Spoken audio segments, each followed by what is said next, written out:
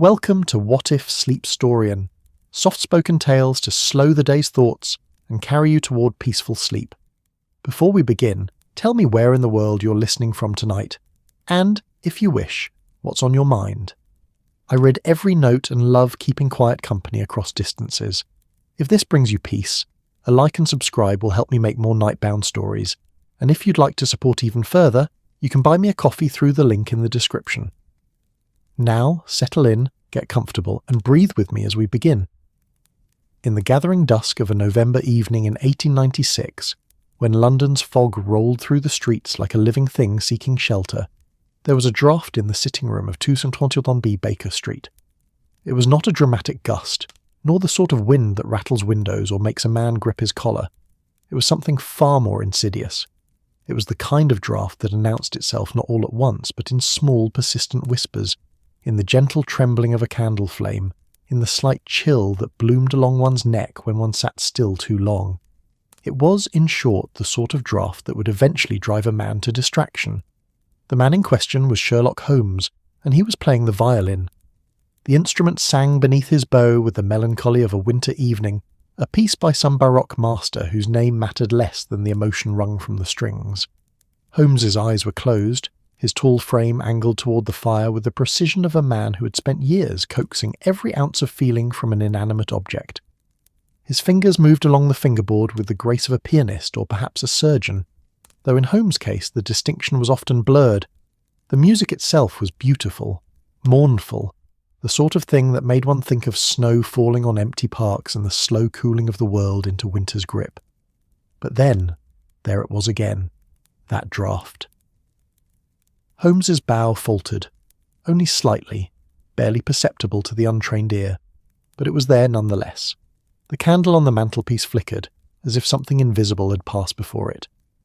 Holmes opened one eye, the grey gaze sweeping across the sitting room of 221B Baker Street, with the precision of a man cataloguing a crime scene, his sitting room, his sanctuary, the place where for years now he had retreated from the chaos of London to the ordered serenity of his own thoughts. He resumed playing, but his concentration was fractured. The melody continued, but the heart had gone out of it, replaced by a mechanical precision that was technically flawless and utterly soulless. Dr. John Watson, seated in his familiar armchair beside the fire, noticed the change immediately. Watson was a man of habit and observation.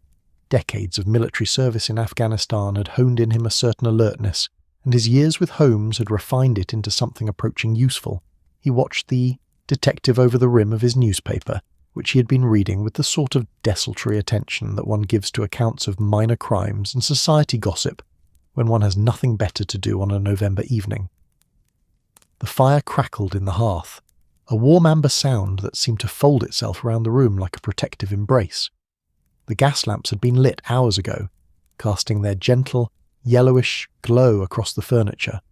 The two leather armchairs, worn comfortable by years of use, the Turkish rug with its deep reds and golds, the bookshelves that rose floor to ceiling on nearly every wall, crammed with volumes in no order that Watson had ever been able to discern, though Holmes seemed to find any reference he needed in mere moments.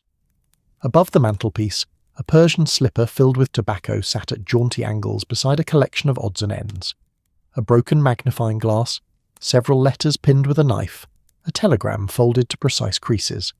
The sitting room of 221B Baker Street was, in its way, a museum of the detective's life and habits, every object placed not for decoration, but for utility, accessibility, or cryptic significance that only Holmes could fully explain. Watson lowered his newspaper slightly. "Holmes," he said, his voice warm with the peculiar fondness that comes from long years of companionship, "you've played that passage 7 times now. The 7th repetition was, if I may be so bold, marginally worse than the 6th. Holmes opened his eyes fully and lowered the violin, though he did not set it down. "The draught," he said, as if this explained everything. "Did you feel it?" "I felt a slight coolness," Watson admitted, folding his newspaper with deliberate care, though perhaps Mrs. Hudson had opened a window downstairs. It is November, after all. Fresh air is generally considered advisable. "I am not concerned with general advisability, Watson. I am concerned with specificity. A draught interrupting a man's playing is not merely cool air, it is a breach in the integrity of this room's atmosphere. Someone, or something, is introducing an uninvited circulation of air into this space. Holmes set the violin aside with the tenderness one might show a sleeping child, and rose from his seat. His dressing gown, a purple velvet affair that had seen better days and likely would see worse, swirled around him as he moved. That draught emanated from the eastern corner, Watson. Did you notice it? Watson had not, of course. But he made a non-committal sound, which Holmes seemed to interpret as agreement, for he was already moving toward the window in question. Outside, London was settling into its evening rhythms. The street below, Baker Street, was alive with the peculiar energy of a November dusk. Hansom cabs rattled past with their wheels slick from the earlier rain, their drivers hunched into their coats, the horse's breath misting in the cold air. Gas lamps flickered to life along the street, casting pools of orange light that were quickly swallowed by the encroaching fog.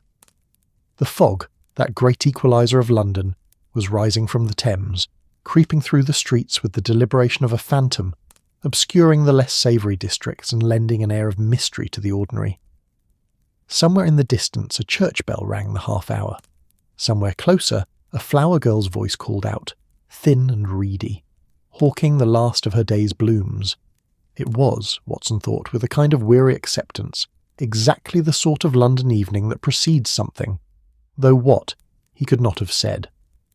Holmes examined the window with meticulous care, running his long fingers along the frame, testing the latch, checking the sills for dust or disturbance. "The frame is secure," he murmured. "No gaps here.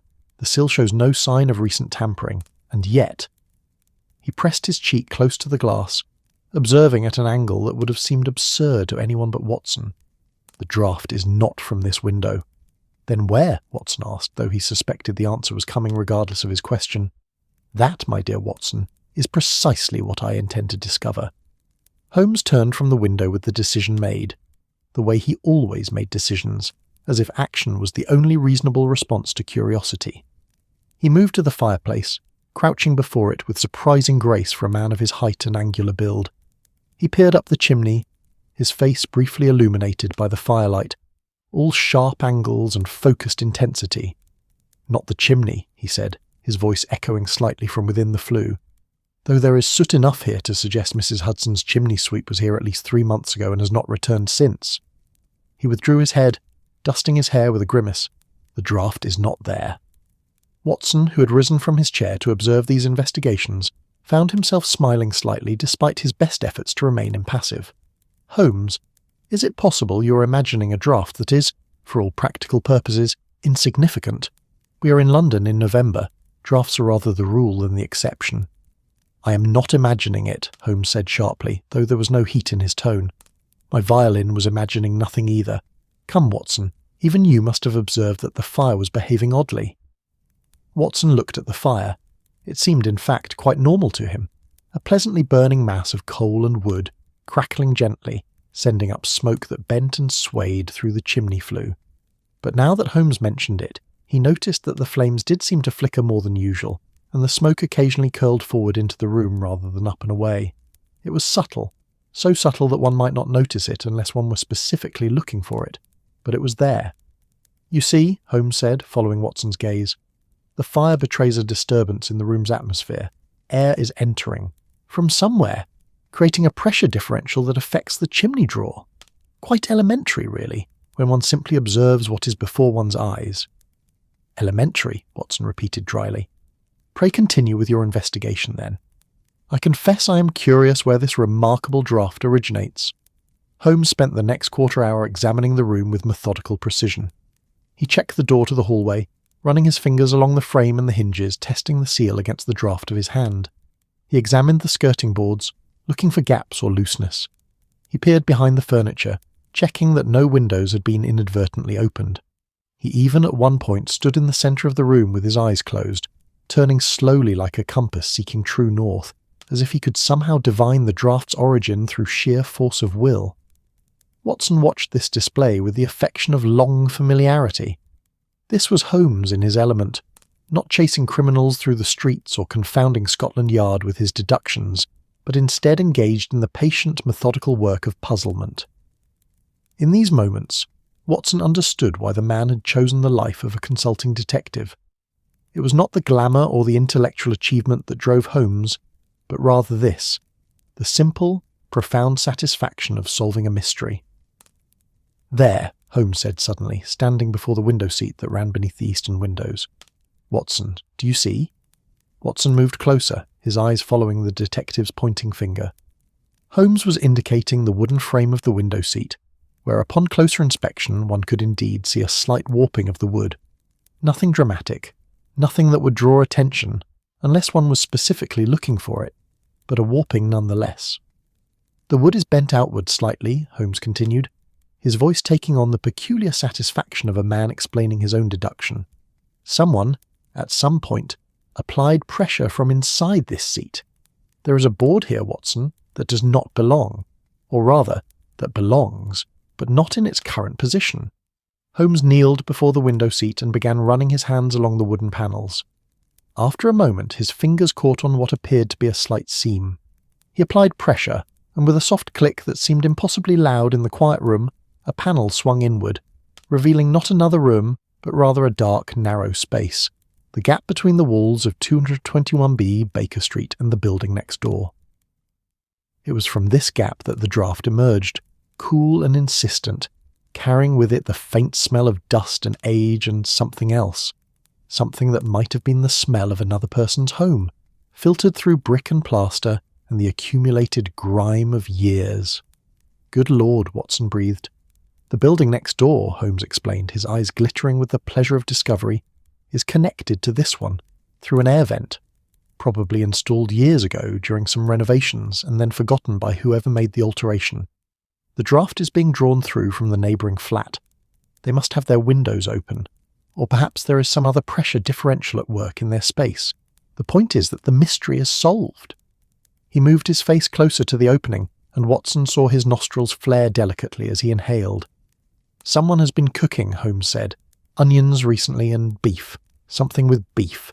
And there is tobacco smoke, though not the sort one typically finds in this neighbourhood. Cheaper blend, domestic, not imported." Watson found himself leaning closer as well, though he could detect nothing but the faint, musty smell of old air. "Come now," Holmes said, moving away from the vent and replacing the wooden panel with a soft click. "Surely you did not believe that this draught existed in isolation, Watson? It was merely the beginning of a much larger puzzle. Someone, somewhere in this building or the next, has allowed their window to open in the evening, or perhaps they're using their fireplace in a way that creates a pressure differential. The draught itself is merely a symptom of a much more interesting question." "And what question is that?" Watson asked, though he suspected he knew the answer. "Why," Holmes said, turning to face his companion with a slight smile playing at the corners of his mouth, "is someone in the building next door, someone of modest means, cooking beef and onions on a November evening while the rest of London settles into their suppers? What story, Watson, do you think exists behind that simple fact?" Watson opened his mouth to answer, but at that precise moment the draught shifted slightly, and with it came something new. Not a sound exactly, but the impression of voices, distant and muffled, filtered through brick and plaster and the accumulated secrets of old buildings. The words were indistinct, but the tone was clear. Argument, worry, perhaps even despair. Holmes and Watson exchanged a glance. "Well," Holmes said softly, returning to his violin and tucking it beneath his chin, "the mystery deepens. Come, Watson, let us see what the evening brings. I suspect we are not done with our neighbours just yet." He resumed his playing then, his bow moving across the strings with renewed purpose. But now, Watson noticed, the detective played with his eyes open, directed toward the window seat and the hidden vent beyond. The music that emerged was no longer mournful or introspective, but something different. Something with purpose, with curiosity, with the subtle music of a mind engaging with a puzzle it could not yet perceive, but could definitely sense hovering just beyond the edges of understanding. Outside, London settled more deeply into fog and evening, and the voices behind the wall continued their indistinct argument, unaware that they had been heard, unaware that they had caught the attention of a man who saw mysteries the way other men saw faces in a crowd, not clearly perhaps, but unmistakably present. The draught, that small and seemingly insignificant incursion of cool air, had opened a door, and through that door, though neither man knew it yet, a small story was waiting to unfold, not one of dramatic crime or sensational events, but rather of human frailty, of secrets kept and mistakes made, of the way that truth, like air itself, always finds a way in, eventually. Watson settled back into his chair, his newspaper forgotten, and listened to Holmes play. Outside, the church bell tolled again, marking the passage of time, and the fog pressed closer against the windows of 221B Baker Street, as if the world itself was holding its breath, waiting to see what the night would bring. The morning came to 221B Baker Street as it always did, with gradual increments of grey light pressing through the curtains and the sounds of London stirring to life beyond the windows. The fog had not lifted overnight. It rarely did in November, but rather had settled more deeply, transforming Baker Street into a place that existed somewhere between the mundane world of commerce and carriages and something altogether more ethereal. The bells of distant churches tolled through the murk, counting out the hours with patient inevitability. Somewhere below, in the street, a knife grinder called out his trade, his voice thin and reedy in the fog. Holmes had not slept. Watson knew this with the certainty of long experience. The detective was sprawled in his armchair before the fire, still wearing his dressing gown from the previous evening, now rumpled and dusted with ash from the pipe he had been working through the night. There were 3 such pipes lined up on the small table beside him, all of them emptied and cleaned with the precision of a man who found order even in small rituals. Between the pipes sat a notebook, filled with Holmes' cramped handwriting, incomprehensible to anyone but himself, and occasionally, after much persuasion, to Watson. "You've been at it all night," Watson observed, setting down his medical bag and hanging up his overcoat. He had been out early, attending to a patient in Marylebone, and had returned to find the sitting room exactly as he imagined it would be. "The draught," Holmes said without preamble, as if Watson had never left, as if the entire night had been a continuation of their conversation from the previous evening. His grey eyes were bright with the peculiar intensity that came from prolonged intellectual engagement and complete absence of sleep. "It follows a logical pattern, Watson, not random. Nothing in nature is truly random, though we often lack the framework to perceive the order. But this draught, this is orderly, predictable, mathematical, one might even say." Watson moved to the fire and began warming his hands. The room was cool despite the presence of the hearth, and he found himself thinking of that draught again, that persistent incursion of outside air into the sanctuary of their sitting room. "And what have you determined?" he asked.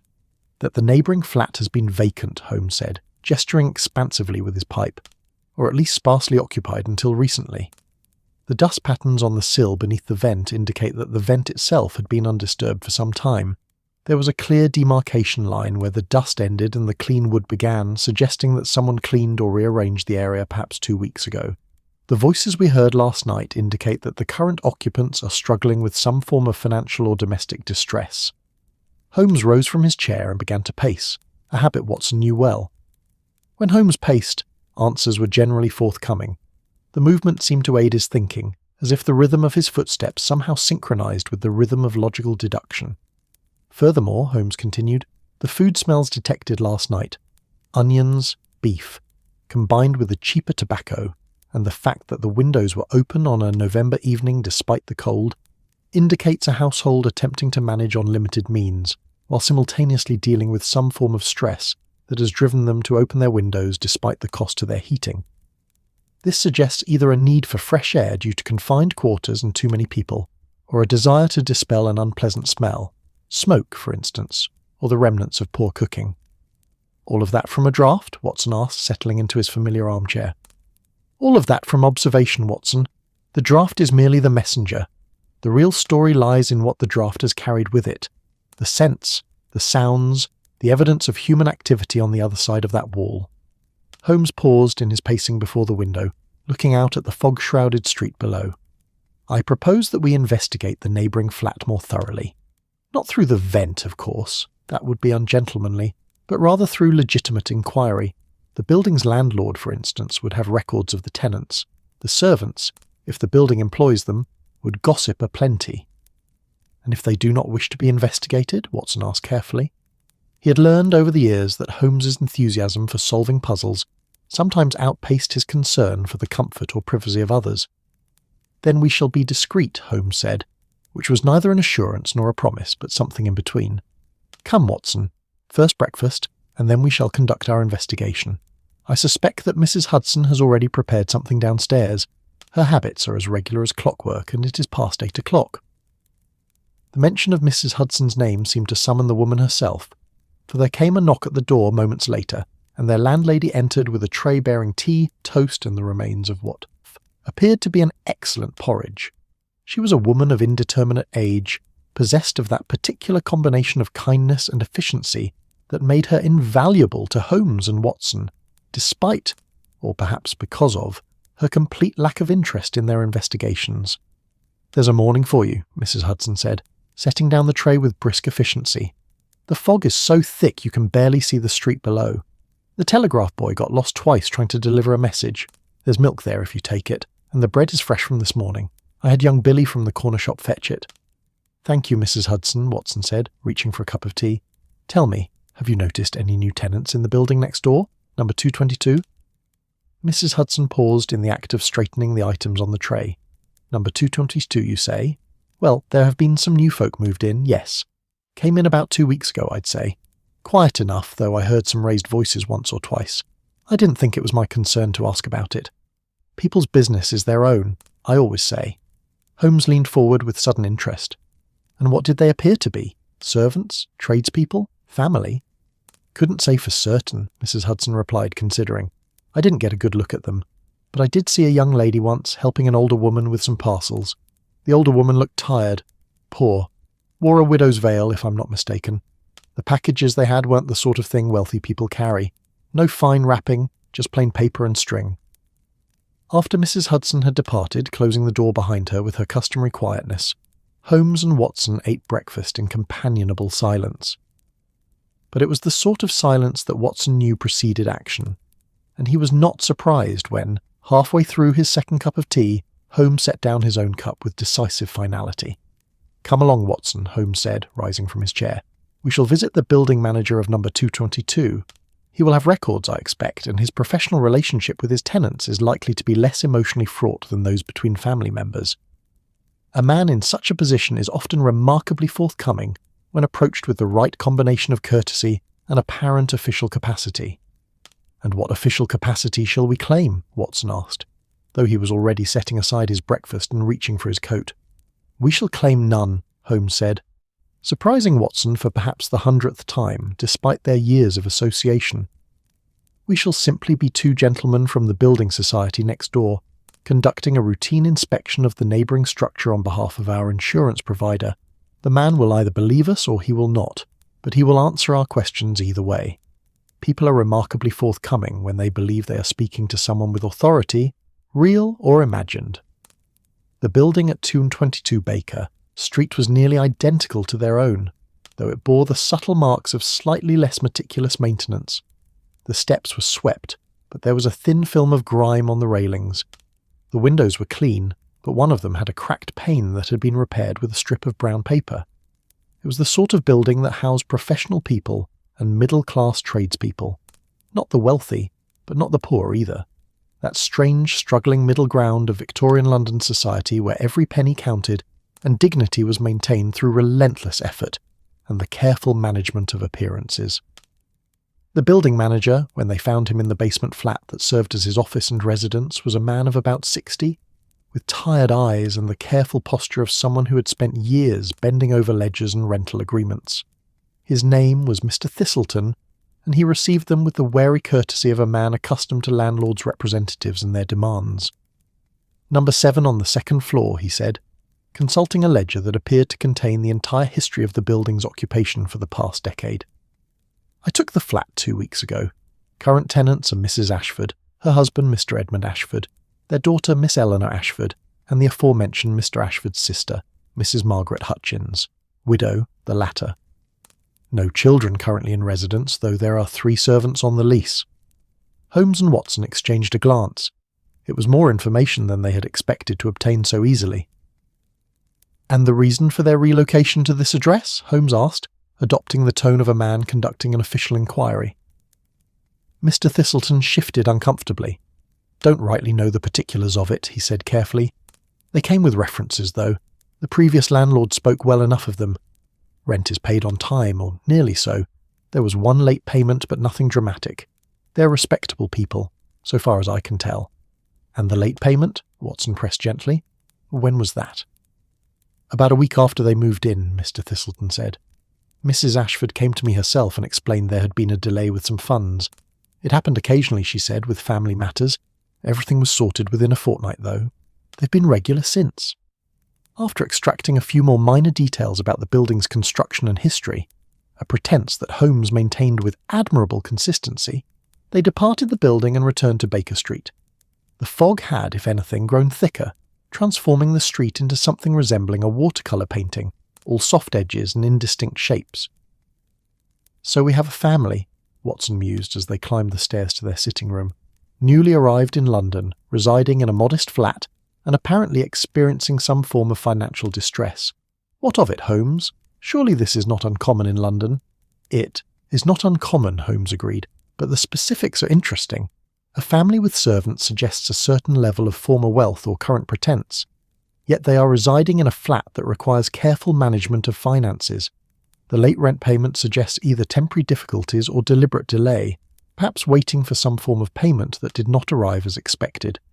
He paused before the window seat, looking at the carefully concealed vent. And there is the matter of the voices we heard last night, Watson. Did you notice the content of their argument? It was not domestic in nature, not the sort of dispute between husband and wife that one occasionally hears through walls. It was something else, something that involved concern, worry even. Watson settled into his armchair. You propose that we investigate further? I propose, Holmes said slowly, that we consider the nature of mysteries, Watson. This draft has revealed itself to us.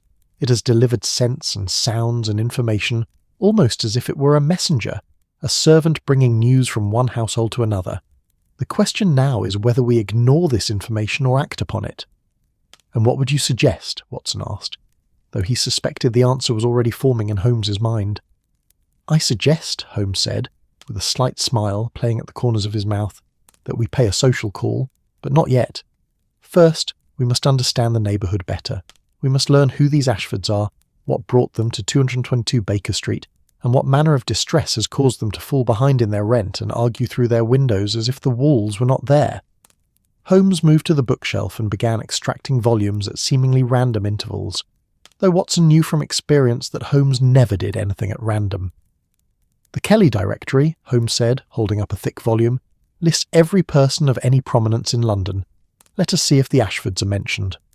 He spent the next hour in careful research, cross-referencing names and addresses, building what appeared to Watson to be an increasingly complex web of connections. Meanwhile, Watson found himself drawn back to the window seat and to the hidden vent behind the wooden panel. He did not open it. That would have been impolite. But he found himself thinking about the voices they had heard the previous evening, the words too muffled to understand, but the emotion perfectly clear.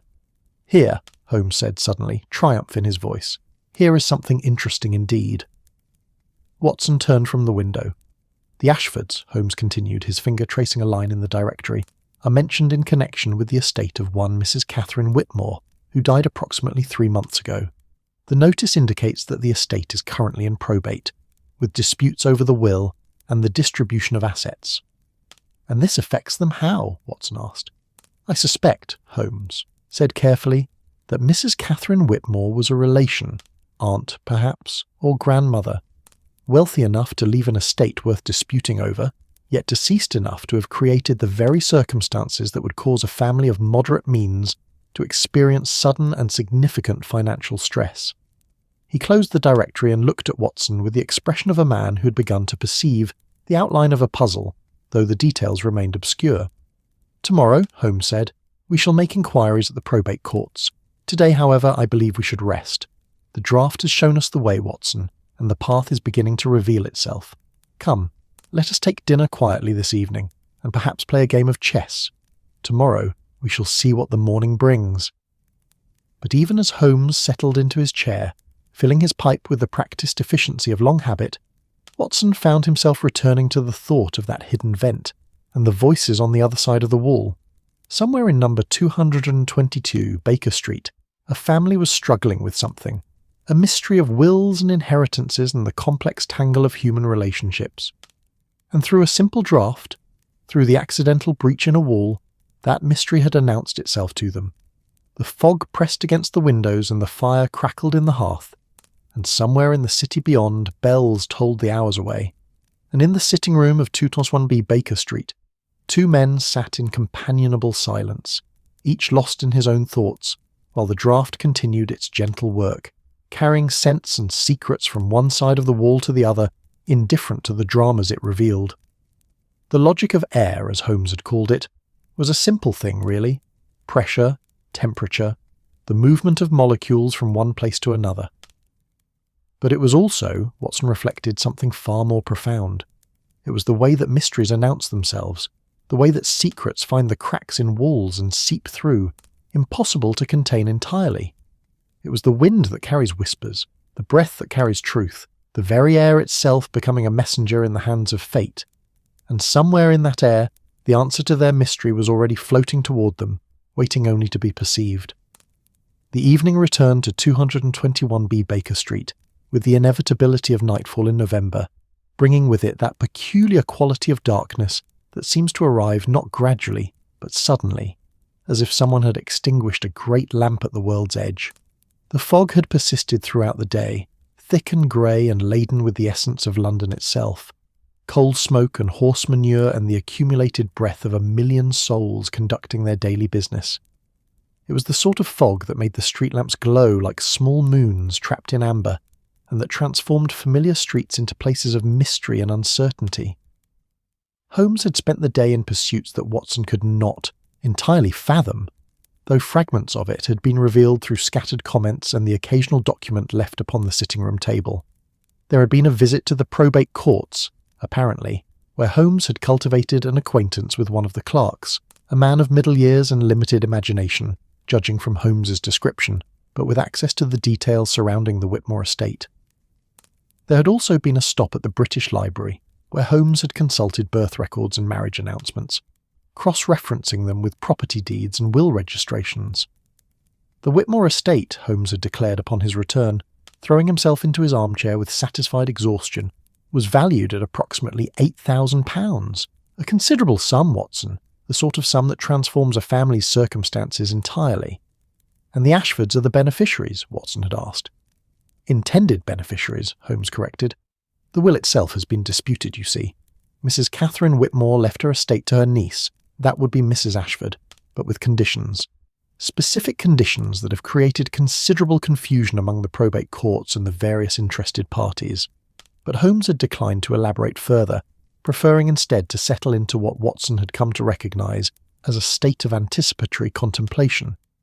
The detective had spent the afternoon reading, though what he read remained a mystery, and had asked for the fire to be kept particularly high, and the sitting-room kept warm despite the cost of coal. Now, as evening settled around them like a living thing, with darkness pressing against the windows and the fog rolling across the street in great drifts, Holmes had asked that the window seat be left unobstructed. He sat near it now, having opened the wooden panel some hours ago and left it open, revealing the hidden vent that connected their world to the one next door. "Is this entirely proper?" Watson had asked initially, his sensibilities somewhat ruffled by the apparent breach of privacy. "Propriety," Holmes had replied, "is a matter of perspective. We are not deliberately eavesdropping, Watson. We are merely existing in our own sitting-room with an open panel. If the Ashfords wish to maintain privacy, they need only close their windows. What drifts through an air vent is merely air, and such things as air inevitably carries." And so, as the evening deepened, they waited. Watson with a medical journal and a cup of tea that had long since grown cold, Holmes with an expression of such concentrated attention that he might have been listening to music of transcendent beauty rather than the muffled sounds of a neighbouring household conducting its evening.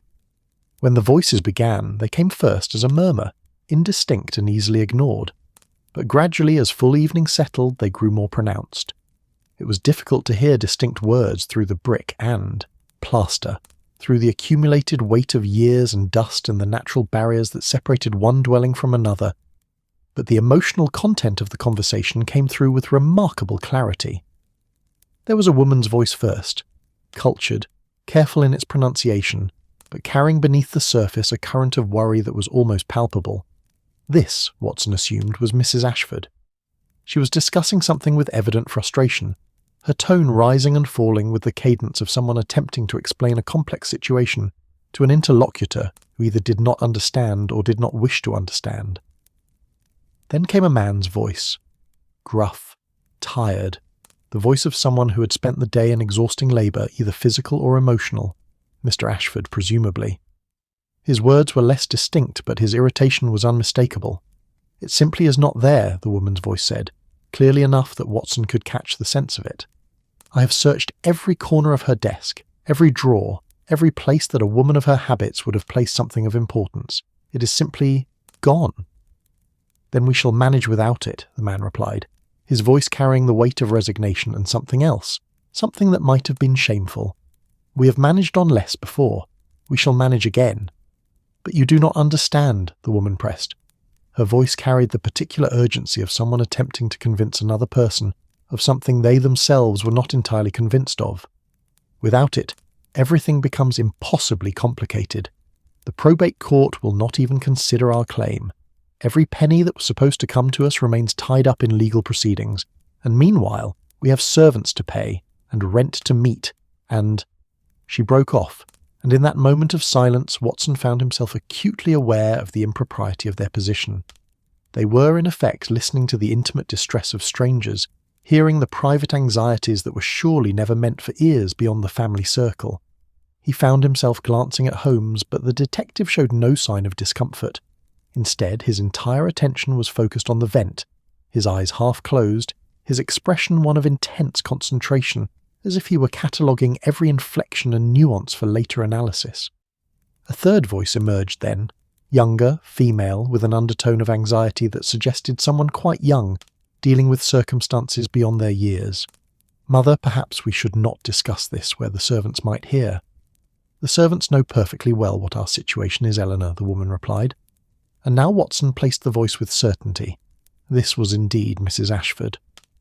"There is little point in maintaining pretences when one is living on credit and borrowed time." "That is hardly fair," Mr. Ashford said, his voice rising slightly. "We have not been asked to leave. Our landlord has been patient with us. We have prospects. The inheritance will be settled eventually." "Eventually," Mrs. Ashford repeated, and the word was laden with such bitterness that even through the wall, even muffled by brick and plaster, it carried the weight of despair. "Edmund, it has been 3 months, 3 months of waiting. The conditions of the will are such that we cannot access even a portion of the funds. And your sister—" She broke off abruptly. "What of Margaret?" Mr. Ashford's voice had taken on a dangerous quality now. "Do not attempt to blame my sister for our circumstances." "I blame no one," Mrs. Ashford said, and now her voice was quieter, exhausted. "I simply state facts. Your sister's situation has complicated matters. The funds that might have been available to us through her are instead tied up in her own difficulties." A pause followed, the sort of weighted silence that occurs when people have reached the boundaries of what they can say to each other without causing irreparable damage. Then Eleanor's voice came again, careful and diplomatic in a way that suggested she had become practiced in the art of diffusing family conflict. "Mother, father, surely there is something to be done, some course of action that has not yet been explored." "There is one possibility," Mrs. Ashford said slowly, "but it requires something that I do not possess." "What?" Eleanor asked. "The original will," Mrs. Ashford replied.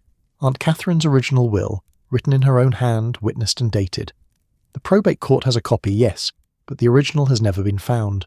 Without it, certain claims cannot be verified, certain conditions cannot be definitively proven. It is a document that our solicitor is quite desperate to locate." Watson found himself leaning forward involuntarily, drawn into the private drama unfolding on the other side of the wall despite his better instincts. This, then, was the nature of their distress, not mere financial difficulty, but the loss of a critical document that stood between them and their inheritance. "Have you searched her house?" Mr. Ashford asked. "Her house has been closed," Mrs. Ashford replied. "The solicitor has seen to its management pending the settlement of the estate. We were permitted a single day to search for any items of personal value, but nothing of importance to the legal proceedings was discovered. If the original exists, it is hidden somewhere that we have not thought to look at. or it has been deliberately concealed by someone with reason to do so. Eleanor made a small sound, something between a sigh and a whimper. Could someone have destroyed it, if they stood to benefit from the conditions remaining unproven?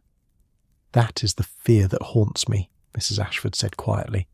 That somewhere in this city someone is keeping us from our rightful inheritance, either through deliberate malice or simple negligence.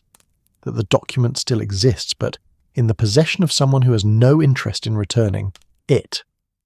The conversation drifted after that into less specific matters, complaints about the quality of the butcher's meat, the need to economise on servants' wages, the difficulty of maintaining appearances while living on limited means.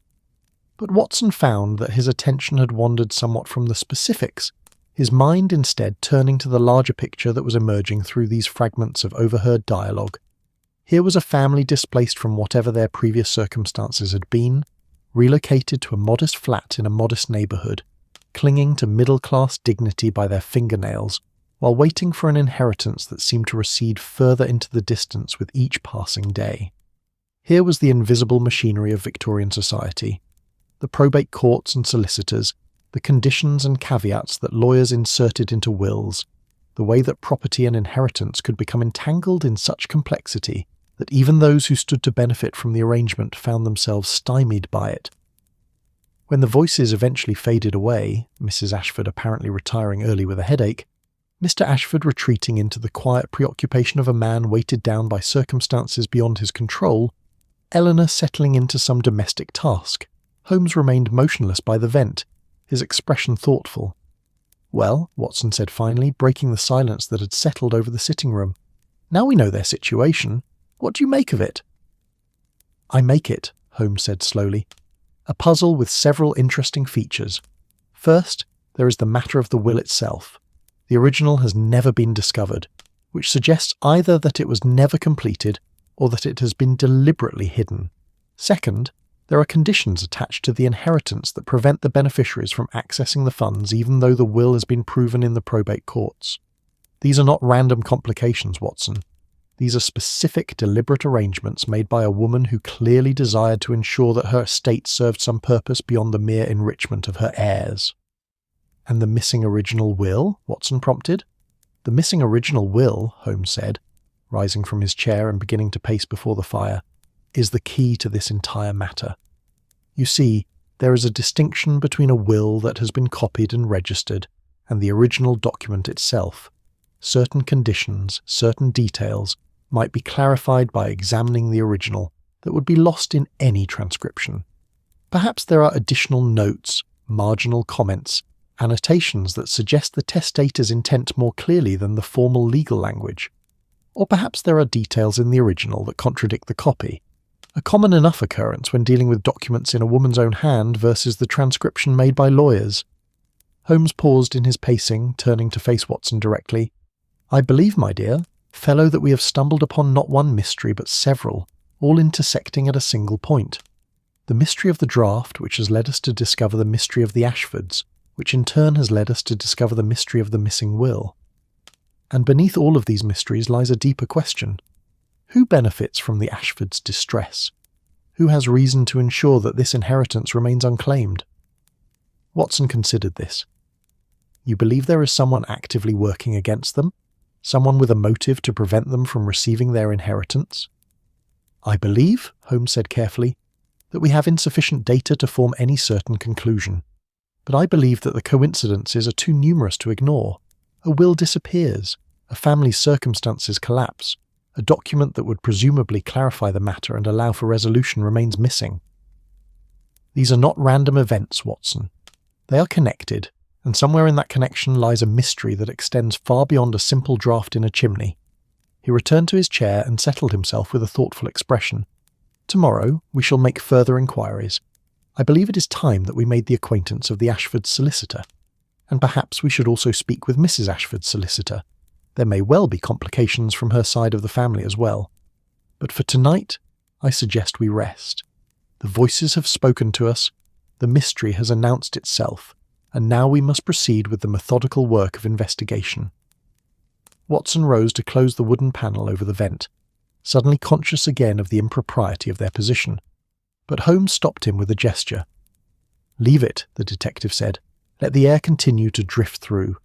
Let the voices, if they come again, find us listening. We are not violating their privacy, Watson. We are simply being attentive to what fate has chosen to deliver to us.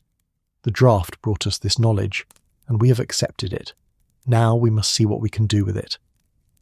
And so the vent remained open that night as it had the previous evening, a small breach in the wall between two dwellings, a connection between worlds that ought to have remained separate.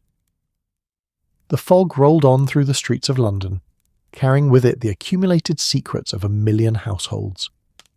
Somewhere in the city, a solicitor was perhaps poring over documents related to the Whitmore estate, attempting to solve the same mysteries that now occupied the minds of two men in 221B Baker Street. And somewhere in the neighbouring flat, a family settled into sleep, unaware that their troubles had been overheard, their distress had been witnessed, their mystery had become the mystery of others as well. The logic of air, that simple physics of pressure and temperature, and the movement of molecules had become a conduit for something far more complex, for secrets, for sorrow, for the intricate tangle of human circumstance and misfortune. And in the darkness of that November night, with fog pressing against the windows and the fire slowly dying in the hearth, two men sat in their respective armchairs, each lost in thought, each contemplating the nature of mystery and the responsibility that came with knowledge acquired through accident rather than investigation. The night deepened around them, the fog grew thicker, and somewhere in London a clock struck the hour and then fell silent once more. And the draught continued its gentle work, carrying air and whispers and the invisible threads that connected one life to another, one mystery to another, one dwelling to another, in the great and complex tapestry of Victorian London.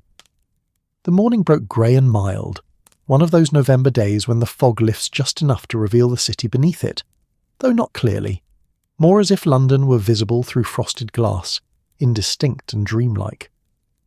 Holmes had been awake since before dawn, Watson knew, because there was a fresh pot of tea waiting when Watson had finally emerged from his bedroom at a reasonable hour, and the sitting room had been thoroughly aired despite the cold. The wooden panel over the vent had been carefully closed, and no evidence remained of the previous evening's eavesdropping, save for a small notebook that lay upon the table beside Holmes's preferred armchair, filled with his minute handwriting. "Mrs. Hudson reports," Holmes said without preamble, as if Watson had been part of the conversation from its beginning, "that the market in Portman Square is particularly well frequented by the servants of the neighbourhood.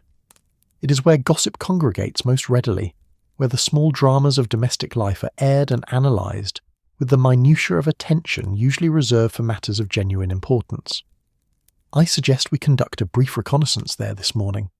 You have an aptitude for casual conversation, Watson, that I have always somewhat envied. Might I impose upon you to engage the servants in dialogue while I observe the patterns of information that flow through such gatherings?" "Are we conducting a proper investigation now?" Watson asked, settling into his chair and accepting a cup of tea from Holmes with gratitude. It was warm and strong, exactly as he preferred it. "We are conducting what I prefer to call a preliminary reconnaissance," Holmes replied. "The Ashfords are neighbours, Watson, which means that they exist not in isolation but within the web of domestic service that constitutes the nervous system of any London neighbourhood. Every servant in the vicinity knows something about their circumstances. A passing comment from a tradesman, an observation about the condition of their furnishings when delivered, gossip overheard at the market or in the servants' hall of some other household. We need merely tap into this information, collate it, and organise it into patterns that will illuminate their situation. Portman Square Market, when they arrived some 2 hours later, was exactly as Holmes had described. A small but busy gathering place where servants came to conduct the daily shopping that kept the households of Baker Street and its environs functioning. The market itself was modest, a collection of stalls arranged in rough rows beneath the grey November sky, with merchants calling out their wares and customers moving between them in the peculiar dance of commerce that had continued unchanged for centuries. The flower stall, Watson decided, would be an excellent place to begin. It was operated by a woman of middle years whose name, he learned after a moment of pleasant conversation, was Mrs. Rothermere. She had, she explained, been operating her flower stand in the neighbourhood for nearly 15 years, and she knew everyone, particularly the servants who came to purchase flowers for their employers' tables. "The Ashfords, you say?" Mrs. Rothermere said, her fingers deftly arranging roses even as she spoke. Moved into number 222 just over a fortnight ago, they did. Quiet folk from what I've seen. The servant girl who comes to buy their flowers, that would be Annie, nice enough child, though she looks half-starved most days. She mentioned they'd had better circumstances before. Don't like to speak ill, but there's something about them that suggests fallen fortunes, if you take my meaning. Not desperate exactly, but stretched thin, like a piece of fabric that's been washed too many times. Watson allowed the conversation to drift naturally, following the threads that Mrs. Rothermere seemed eager to pull at. She described the Ashford household as it appeared through the eyes of the neighbourhood servants, a family maintaining the appearance of respectability, while clearly managing with fewer resources than they had once possessed. There was mention of a young woman, the daughter, who was described as clever-looking and kind to the servants in a way that the quality often is not. Eleanor, Mrs. Rothermere said, when Watson asked for the young woman's name. That's the daughter. Pretty enough, though there's a sadness about her these days, as if she's carrying something too heavy for her shoulders. I saw her on the street yesterday, and she looked right through me. Not rudely, you understand, but as though her mind was 1,000 miles away. Worried about something, I'd wager. Holmes, standing at a nearby stall ostensibly examining cabbages with an intensity that no one would reasonably apply to vegetables, caught Watson's eye. His expression remained neutral, but Watson had learned to recognise the slight elevation of the eyebrow that indicated satisfaction with the direction of the investigation. From the flower stall, Watson moved to the butcher's shop that occupied one of the permanent structures around the market. Here, a different picture emerged, one focused less on emotional state and more on practical concerns. The butcher, a man named Mr. Graves, with the meaty hands and red face of someone accustomed to honest work, spoke freely about the Ashfords' household purchases. "They're careful with their coin," Mr. Graves explained, wrapping a parcel of liver, clearly destined for servants' meals rather than the family table. "Buy the cheaper cuts, ask for bones to make stock. Nothing wrong with that, of course. Plenty of families do the same. But there's a difference between being economical and being poor, if you follow me. These Ashfords, they're buying like people who've had to learn economy suddenly, like they used to buy better and have had to adjust their expectations." "And the servants?" Watson asked casually. "Do they seem well treated?" "Better than most," Mr. Graves replied, which seemed to surprise him even as he said it. "Miss Eleanor particularly is kind to them. I've seen her on the street, and she always speaks pleasantly to the servants from her household. Not many young ladies of quality do that, you know. Most of them treat servants like they're furniture. But this one, she's different. There's something, I don't know, genuine about her, I suppose is what I'm trying to say." By the time Holmes and Watson made their way back toward Baker Street, the November afternoon having advanced with its usual grey insistence, a picture had begun to form. The Ashfords were a family of cultivated people who had experienced a sudden reversal of circumstance. They maintained their dignity through careful management of resources, and they appeared to be fundamentally decent in their treatment of those beneath them, a quality that Watson had learned was far from universal among the middle classes of London. But it was as they were walking back toward Baker Street, just at the corner where Portman Square opened onto Baker Street proper, that they encountered her. She was standing at a street corner, apparently attempting to decide which direction to walk, with the sort of absent expression that suggested her thoughts were elsewhere. She was young. Watson judged her to be somewhere in her mid-20s, with dark hair arranged in the simple style of a woman of modest means, and a face that bore the marks of both intelligence and worry. She wore a grey wool dress that was well maintained but somewhat worn at the cuffs, and she carried a small parcel wrapped in brown paper. "Miss Eleanor Ashford, I presume," Holmes said pleasantly, as if they had been introduced at a ball rather than encountered by chance on a street corner.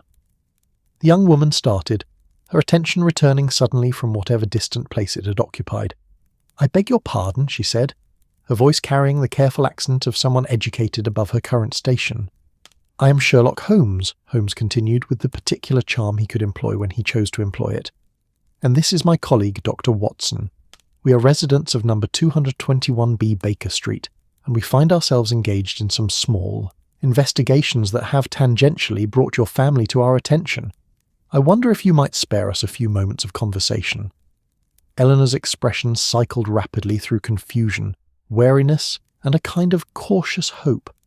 "Are you—" she began, then stopped, apparently thinking better of whatever she had been about to say.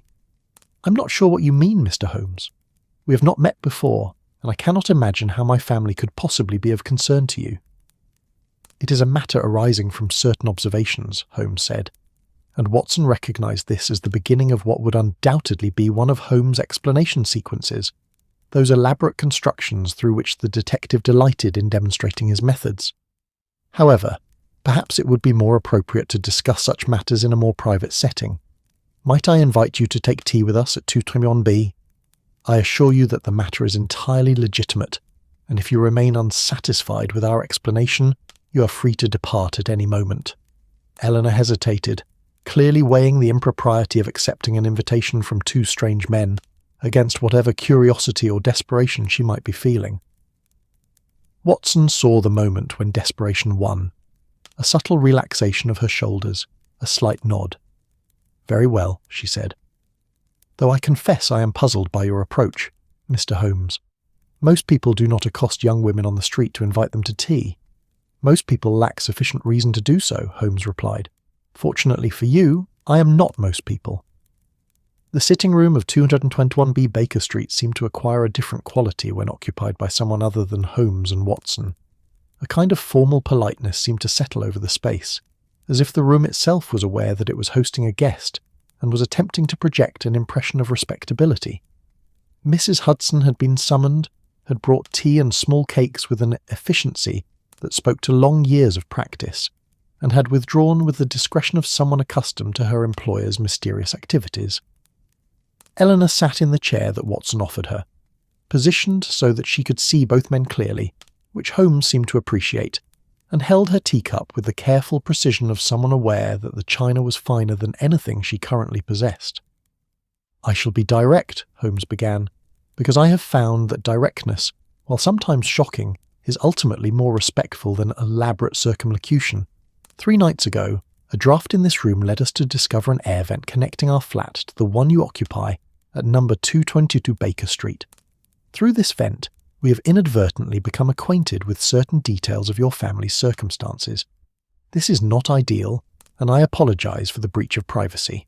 However, I find myself in possession of information that I believe may be relevant to your family's situation, and I thought it appropriate to make contact and offer whatever assistance I might be able to provide."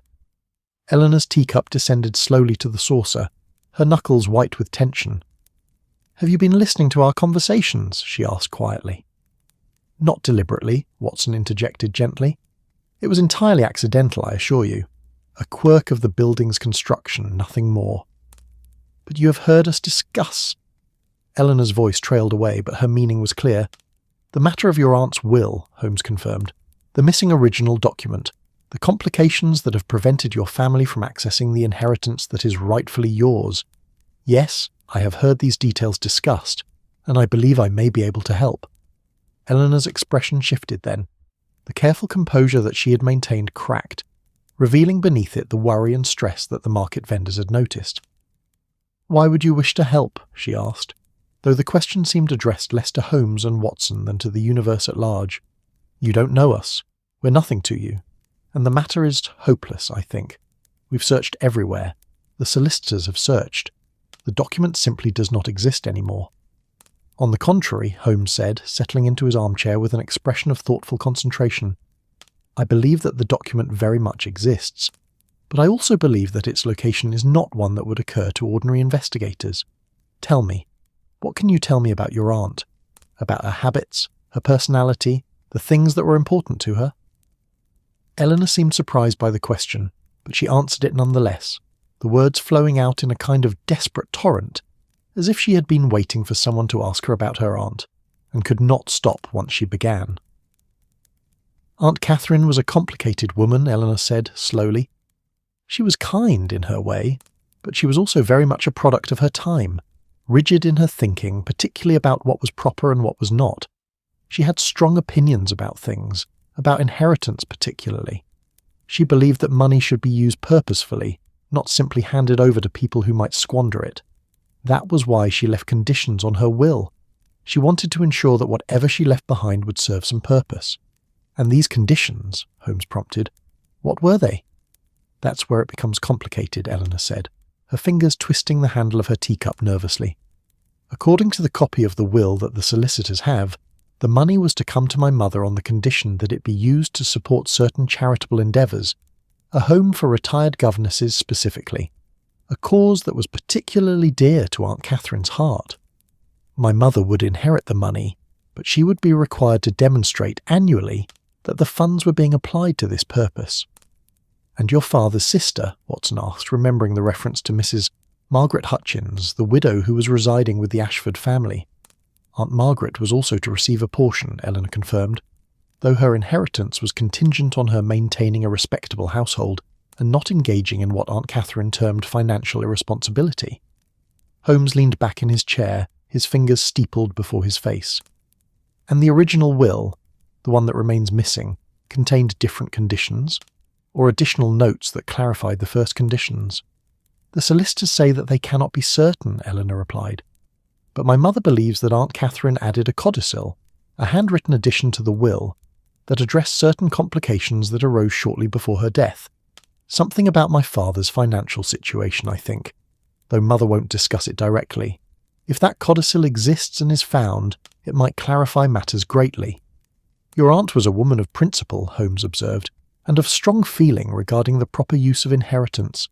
Would it be consistent with her character to hide the original will, to ensure that her intentions could only be verified through specific effort?" Eleanor looked at him with sudden understanding. "You mean, you think she deliberately hid it? As a test, perhaps? Or as a way of ensuring that only those truly committed to following her wishes would be able to prove them?" "I think," Holmes said carefully, "that a woman of Catherine Whitmore's temperament and principles might very well do exactly that. She was not an ordinary woman, Miss Ashford. She was a woman of conviction, and such women sometimes take extraordinary measures to ensure that their final wishes are honoured as they intended." The afternoon light was fading by the time Eleanor departed 221B Baker Street, though she departed with something that had not been present when she arrived, a kind of cautious hope. Holmes had not promised her that he could locate the will, but he had promised her that he would investigate further, and something in his tone and manner had suggested that this promise was not one he made lightly. After she'd gone, stepping out into the November fog with the careful steps of someone whose mind was still engaged elsewhere, Watson turned to Holmes with a question forming on his lips. "You believe we can find the will?" he asked. "I believe," Holmes replied, "that the hunt has begun in earnest. The draft brought her to us, Watson, a family in distress, a mystery waiting to be solved. And beneath the surface of this mystery lies something far more interesting than a mere missing document. It lies in the nature of human character, in the way that even after death, a woman of sufficient conviction can continue to shape the lives of those around her, can continue to test them and challenge them, and ultimately to teach them." He turned toward the window, looking out at the fog that pressed against the glass like a living thing seeking entry. "Tomorrow," he said, "we shall begin the real work. Tomorrow we shall learn the true nature of Catherine Whitmore's will, and we shall discover why it was hidden, and by whom. But tonight, I think, we have earned a rest, and I think that Miss Eleanor Ashford has earned hope." Outside, the fog rolled through the streets of London, thick and patient and eternal, carrying with it all the secrets that the city held, the lost wills and hidden inheritances, the mysteries that existed in the spaces between walls, the dramas that unfolded in quiet rooms while the world beyond remained unaware. And somewhere in that fog, somewhere in that city of a million souls, the original will of Catherine Whitmore waited to be found, and with it, the answer to mysteries that had not yet fully revealed themselves. The evening came gently to 221B Baker Street, with warmth and light and the sense that something had shifted, that the investigation had moved from the realm of observation into the realm of action. And Watson, settling into his armchair with a sense of satisfaction, reflected that this was what he had come to love about his association with Holmes, not the dramatic confrontations or the brilliant deductions, but these moments when a mystery first began to unfold, when the threads started to become visible, when the work of untangling could finally begin. The fire crackled in the hearth, and the city hummed its evening song beyond the windows, and in the darkness of the November night 2 men sat in contented silence, each contemplating the puzzle that had presented itself to them, each aware that the solution lay somewhere in the accumulated secrets and hidden intentions of London's people, waiting only to be discovered.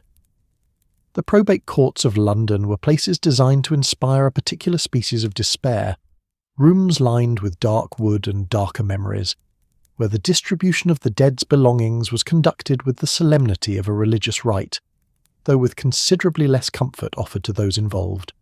Holmes and Watson found themselves in one such room on the morning following their tea with Eleanor, having procured through means that Watson preferred not to examine too closely the permission to examine certain documents related to the Whitmore estate. The clerk who assisted them, a man named Fitzwilliam with the pale skin of someone who had spent decades indoors, and the careful speech of someone who had reviewed similar documents thousands of times, provided them with the official copy of Catherine Whitmore's will. It was written in the careful hand of a legal clerk, each word precisely formed, each paragraph carefully numbered and cross-referenced with the precision that Victorian law demanded. Holmes examined it with the focus of a musician reading a score, his grey eyes moving across the page with methodical precision. "The conditions are as Miss Ashford described them," he said, after some minutes of study. "The primary inheritance is contingent upon the establishment and maintenance of a charitable home for retired governesses. The secondary inheritance to Mrs. Margaret Hutchins requires the maintenance of a respectable household. But notice, Watson, there is something here that is curiously specific." He pointed to a passage in the will. "The will was executed, that is, signed and witnessed, 3 days before Catherine Whitmore's death. A woman of 78 years does not, generally speaking, execute a will only 3 days before her demise, unless something has prompted her to do so with considerable urgency. Yet the probate records indicate that her death was unexpected, a sudden illness, not a prolonged decline." "You believe she anticipated her death?" Watson asked. "I believe she knew it was coming," Holmes corrected. "Whether she anticipated it through medical knowledge or through some other means remains unclear. But consider the timeline, Watson. 3 days before her death, she executes a will with very specific conditions attached. These conditions, as written, create complications that have taken 3 months to even begin to resolve, and the original will, the document signed by her own hand, has never been located." Fitzwilliam, still hovering nearby with the patience of a man accustomed to serving the peculiar needs of legal investigators, cleared his throat delicately. "There is the matter of the solicitor," he said quietly. "The original will was entrusted to Mr. Cornelius Blackthorne's solicitor for safekeeping. He has been unable to locate it despite considerable searching. The matter has caused him considerable distress, from what I understand." "Ah," Holmes said, his eyes brightening with the intensity of sudden interest. "Mr. Cornelius Blackthorne, the family solicitor for the Whitmore family for, I would wager, many years, and his inability to locate the will has been problematic." "Extremely so," Fitzwilliam confirmed. "There have been questions raised as to whether the document was ever actually received by him, or whether it was lost subsequently. The matter is being investigated by the Law Society." Holmes exchanged a glance with Watson. Here, then, was another thread in the tapestry, a solicitor under investigation, a will that had disappeared from professional care, complications arising that served certain parties while harming others. "I believe we must pay a visit to Mr. Blackthorne," Holmes said, consulting his pocket watch. "If we depart now, we should arrive at his office before the midday break." Mr. Cornelius Blackthorne's office was located in a narrow building off Lincoln's Inn Fields, a respectable enough address, though the building itself bore the marks of financial strain. The paint on the exterior was faded, the brass nameplate was tarnished, and the window displays suggested a firm that had seen better days. Inside, the offices were furnished with the kind of furniture that had once been impressive but had now become merely shabby: leather chairs cracked with age, mahogany desks showing the watermarks of accumulated years. Mr. Blackthorne himself was a man of perhaps 60, with thinning grey hair and the particular shade of exhaustion that comes from prolonged stress and insufficient sleep.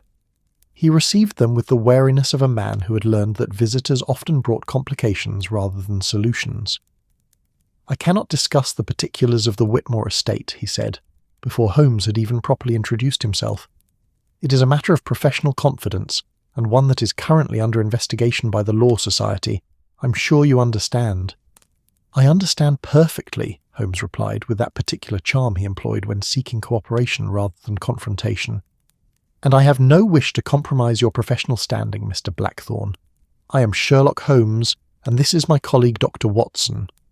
We are investigating the matter in a private capacity, at the behest of interested parties, and I believe your cooperation, though it must necessarily be limited by professional ethics, might serve to clarify a situation that has become unnecessarily complicated." Something in Holmes's tone seemed to reach Blackthorne, for the solicitor's shoulders relaxed slightly. "What is it you wish to know?" he asked, gesturing to chairs. "I wish to know," Holmes said carefully, "about the circumstances under which you came into possession of the original will, and the circumstances under which it disappeared." Blackthorne was silent for a long moment, his fingers drumming against the desktop in a pattern that suggested deep internal conflict. Finally, he seemed to reach a decision. Mrs. Catherine Whitmore, I should say, came to my office 3 days before her death," he said slowly. "She brought with her a document that she had prepared herself in her own hand. It was a will, and she wished me to witness it and to retain it for safekeeping. She was, I should note, in complete possession of her faculties. She was clear about her intentions, and she was very specific about certain matters that she wished to address." "And she gave you no indication of why she felt such urgency?" Watson asked gently. "She indicated that she was not in good health," Blackthorne replied. "She had consulted with physicians and had received information that led her to believe that her time might be shorter than she had previously anticipated. She said she wished to ensure that her affairs were in order before matters progressed further." "And the will itself?" Holmes prompted. "What can you tell me about its contents?" "The will, as filed with the probate court, contains the basic distribution of her estate," Blackthorne said. "But the original document contained additional matter, handwritten notes in the margins, certain conditions that she felt were important to emphasize, and most importantly, a codicil that she wished to be appended to the will." Holmes leaned forward. "And this codicil?" "The codicil," Blackthorne said carefully, "addressed certain financial matters related to the Ashford family. Specifically, it contained information regarding debts that had been incurred by Mr. Edmund Ashford, and certain financial arrangements that Mrs. Whitmore intended to address through her will. The codicil was witnessed by myself and by my clerk, and it was, at the time of its execution, attached to the original will." "And subsequently?" Holmes asked. "Subsequently," Blackthorne said, his voice dropping slightly, "the original will disappear. I retained it, as I said, for safekeeping in my office. It was in that safe the morning after Mrs. Whitmore's death, when I was preparing to file the copies with the probate court. By the evening of that same day, when I went to retrieve it once more to verify certain details before filing, it was gone." Watson found himself gripping the armrests of his chair with sudden tension. "You mean to tell us that the will was stolen?" "I mean to tell you," Blackthorne said, his expression hardening, "that the will disappeared from a locked safe in my locked office, without any sign of forced entry. Only myself and my clerk have access to that safe. My clerk has been with me for 15 years, and I would trust him with my life. The only other person who had access was—" He trailed off, but Holmes completed the thought smoothly. "Was someone with sufficient interest in ensuring that the will remained lost."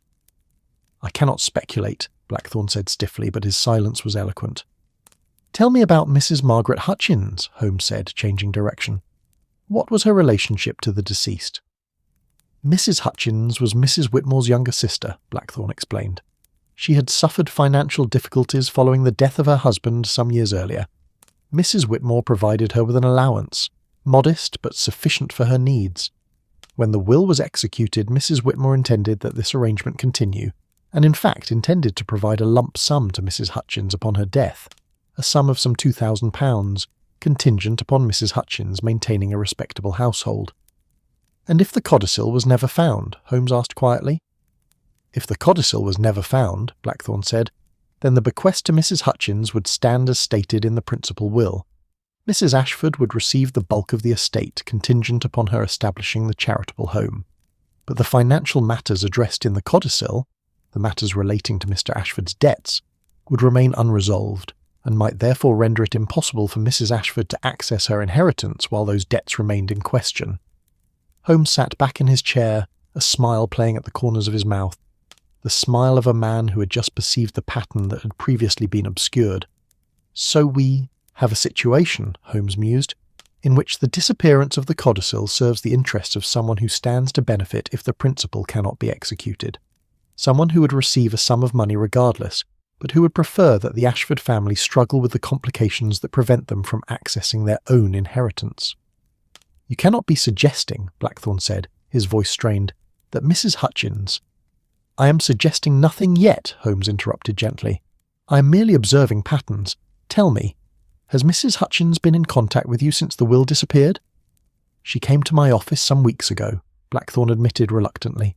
"She asked questions about the status of the inheritance, about whether the codicil— she knew about the codicil, which struck me as peculiar, since it was a matter I had not discussed with her— had been located. I informed her that it had not been located, and that the probate process was continuing. She seemed— I suppose the word would be satisfied, though that hardly seems appropriate to apply to a woman discussing the affairs of her deceased sister." "Highly satisfactory indeed," Holmes said. "Watson, I believe we have seen enough. Mr. Blackthorne, I thank you for your candour. I suspect that the Law Society's investigation will soon reach its conclusion, and that your reputation will be vindicated. The will was not lost through any negligence on your part. It was deliberately removed by someone with access to your office, and sufficient motivation to ensure that the codicil never saw the light of day." As Holmes and Watson made their way back to Baker Street through the afternoon fog, which had, if anything, grown thicker and more insistent, Watson found himself turning the pieces over in his mind. "So Mrs. Hutchins," he said slowly, "had motive and opportunity. She would benefit from the confusion caused by the missing codicil, and she knew that it contained information that would complicate rather than simplify matters for her." "Precisely," Holmes confirmed. "But there remains one question that must be answered.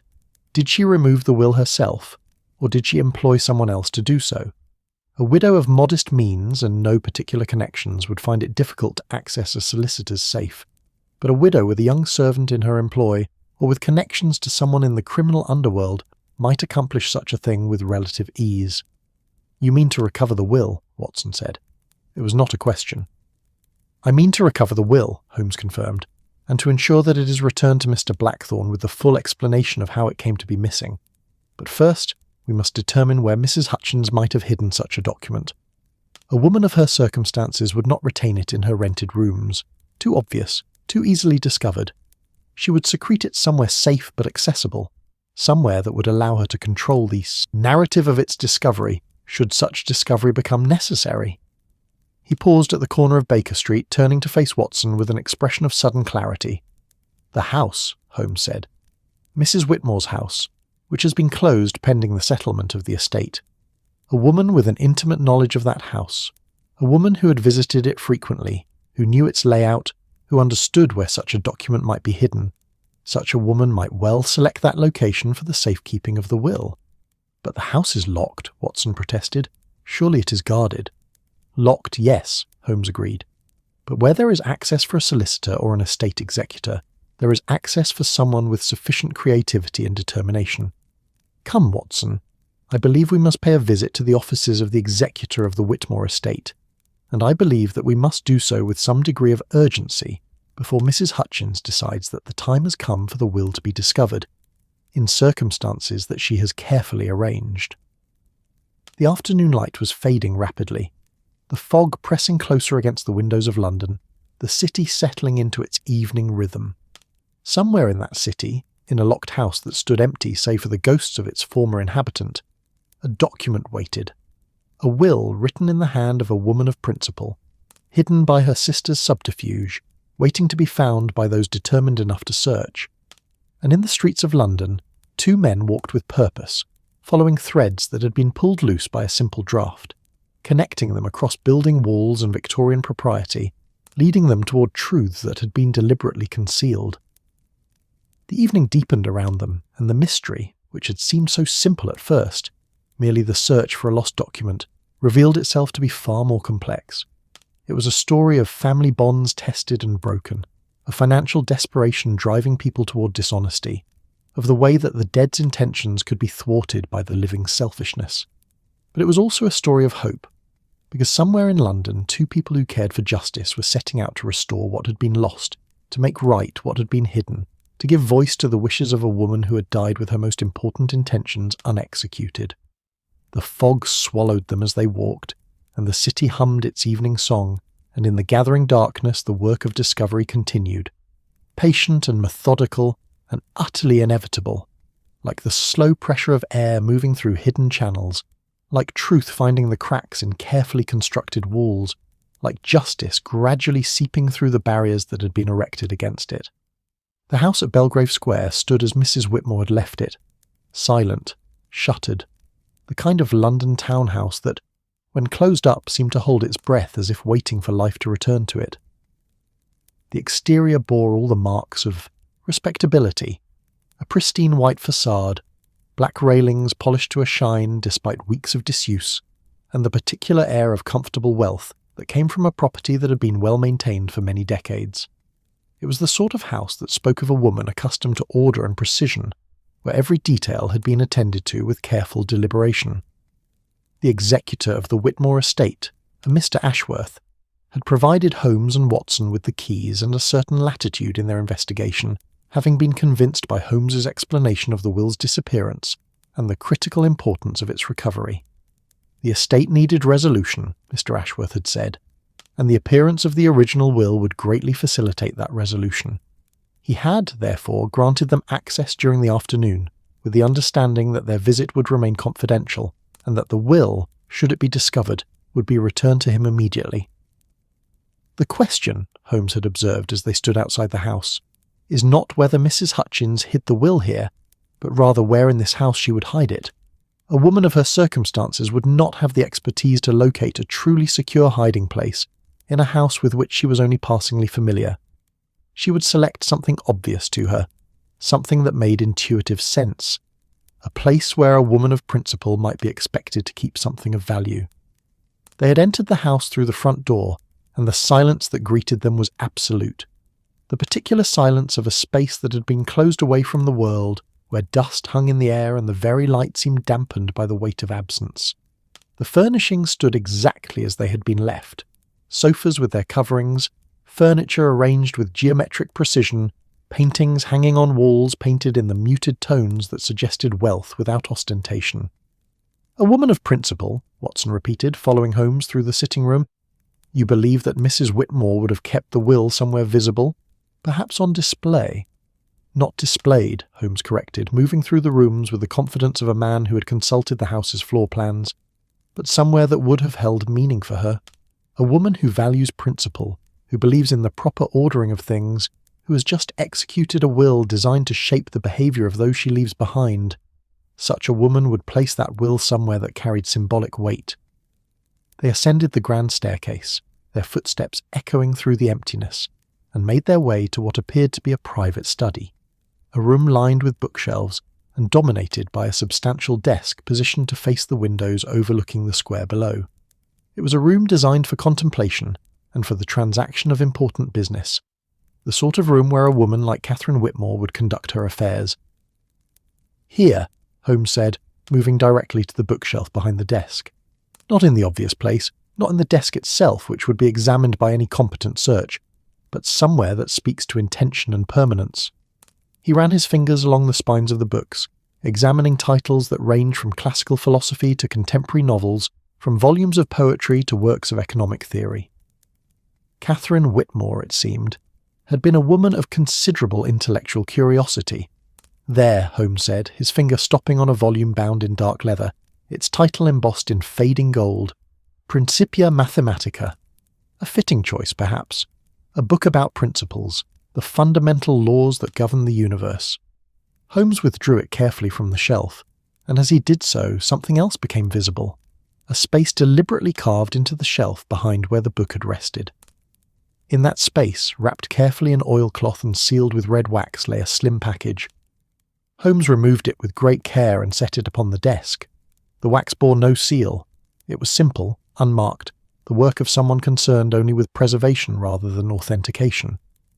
He opened it with careful deliberation, revealing beneath the oilcloth a document written in a careful elderly hand.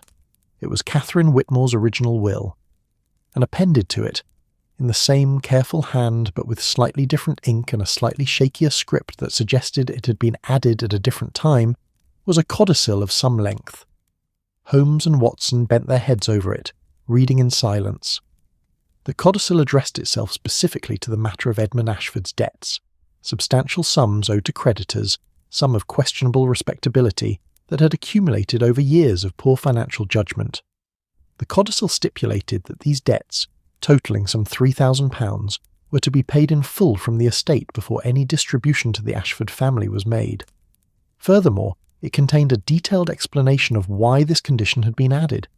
Because Edmund Ashford, though a man of essentially good character, had proven himself incapable of managing his own financial affairs, and because Mrs. Whitmore believed that allowing the Ashfords to inherit without addressing these debts would simply perpetuate the cycle of financial irresponsibility that had brought them to their current straits. She was testing them, Watson breathed, understanding suddenly flooding through him. Not to punish them, but to teach them, to force them to understand that inheritance without responsibility is merely the foundation for future disaster. Exactly so, Holmes said quietly, and by making this condition public, by ensuring that it was recorded in the original will, she ensured that Edmund Ashford would have to confront his failures, would have to account for them, would have to work toward redemption. It was harsh, yes, but it was also profoundly compassionate. She was giving him the opportunity to restore his reputation through the settlement of his debts. The door to the study opened suddenly, and both men turned to find Mrs. Margaret Hutchins standing in the doorway. She was a woman of perhaps 60, with the sharp features of someone who had lived a narrow life and had become accustomed to viewing the world through the lens of her own grievances. Her expression, when she saw what Holmes and Watson were examining, shifted from surprise to something far more complicated, a mixture of anger, resignation, and something that might have been shame. "I suppose I should have known," she said quietly, stepping into the room and closing the door behind her. "Mr. Blackthorne sent word that you had visited. I should have realised that he would eventually tell you about the codicil. How did you know to look here?" "A woman of principle," Holmes said gently, "would select a location for something of value that carried meaning. Your sister was such a woman. This room, this desk, this library, these were the places where she conducted the important business of her life. It was the logical location for the document that represented the final expression of her will." Margaret sank into the chair before the desk, her body seeming to age suddenly with the relief of a burden finally being set down. "I did not mean to harm them," she said, her voice barely above a whisper. "Do you understand? I did not set out to injure my family. I was simply afraid." "Tell us," Watson urged gently, settling into a chair across from her. "Tell us what drove you to conceal the codicil."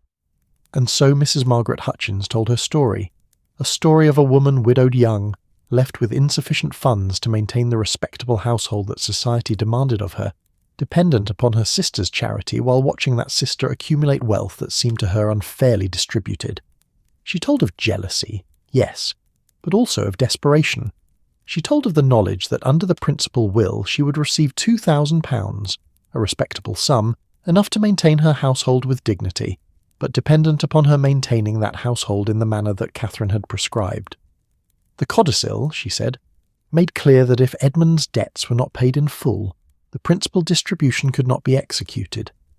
I knew that Edmund had debts. He had mentioned them to me once or twice in confidence.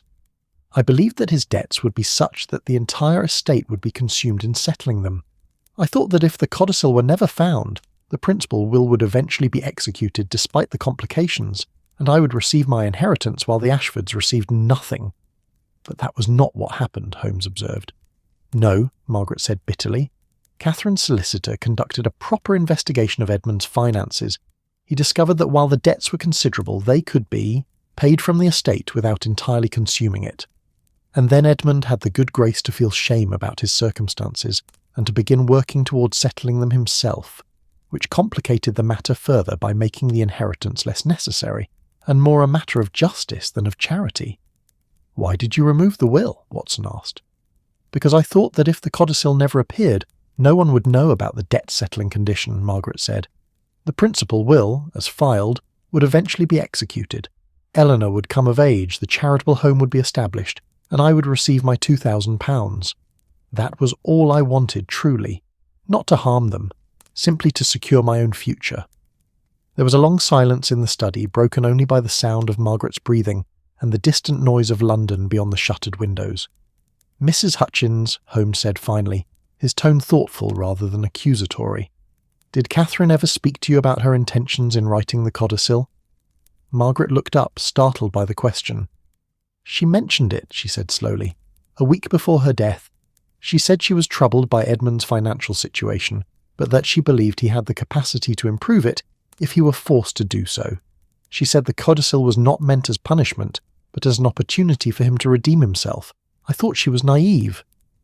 Perhaps, Holmes said. You misjudged your sister's understanding of human nature. Catherine, it seems, understood that people are capable of growth, of redemption, of becoming better than their circumstances would suggest. By hiding the codicil, you are not protecting yourself. You are preventing the Ashfords from having the opportunity that Catherine intended to provide them.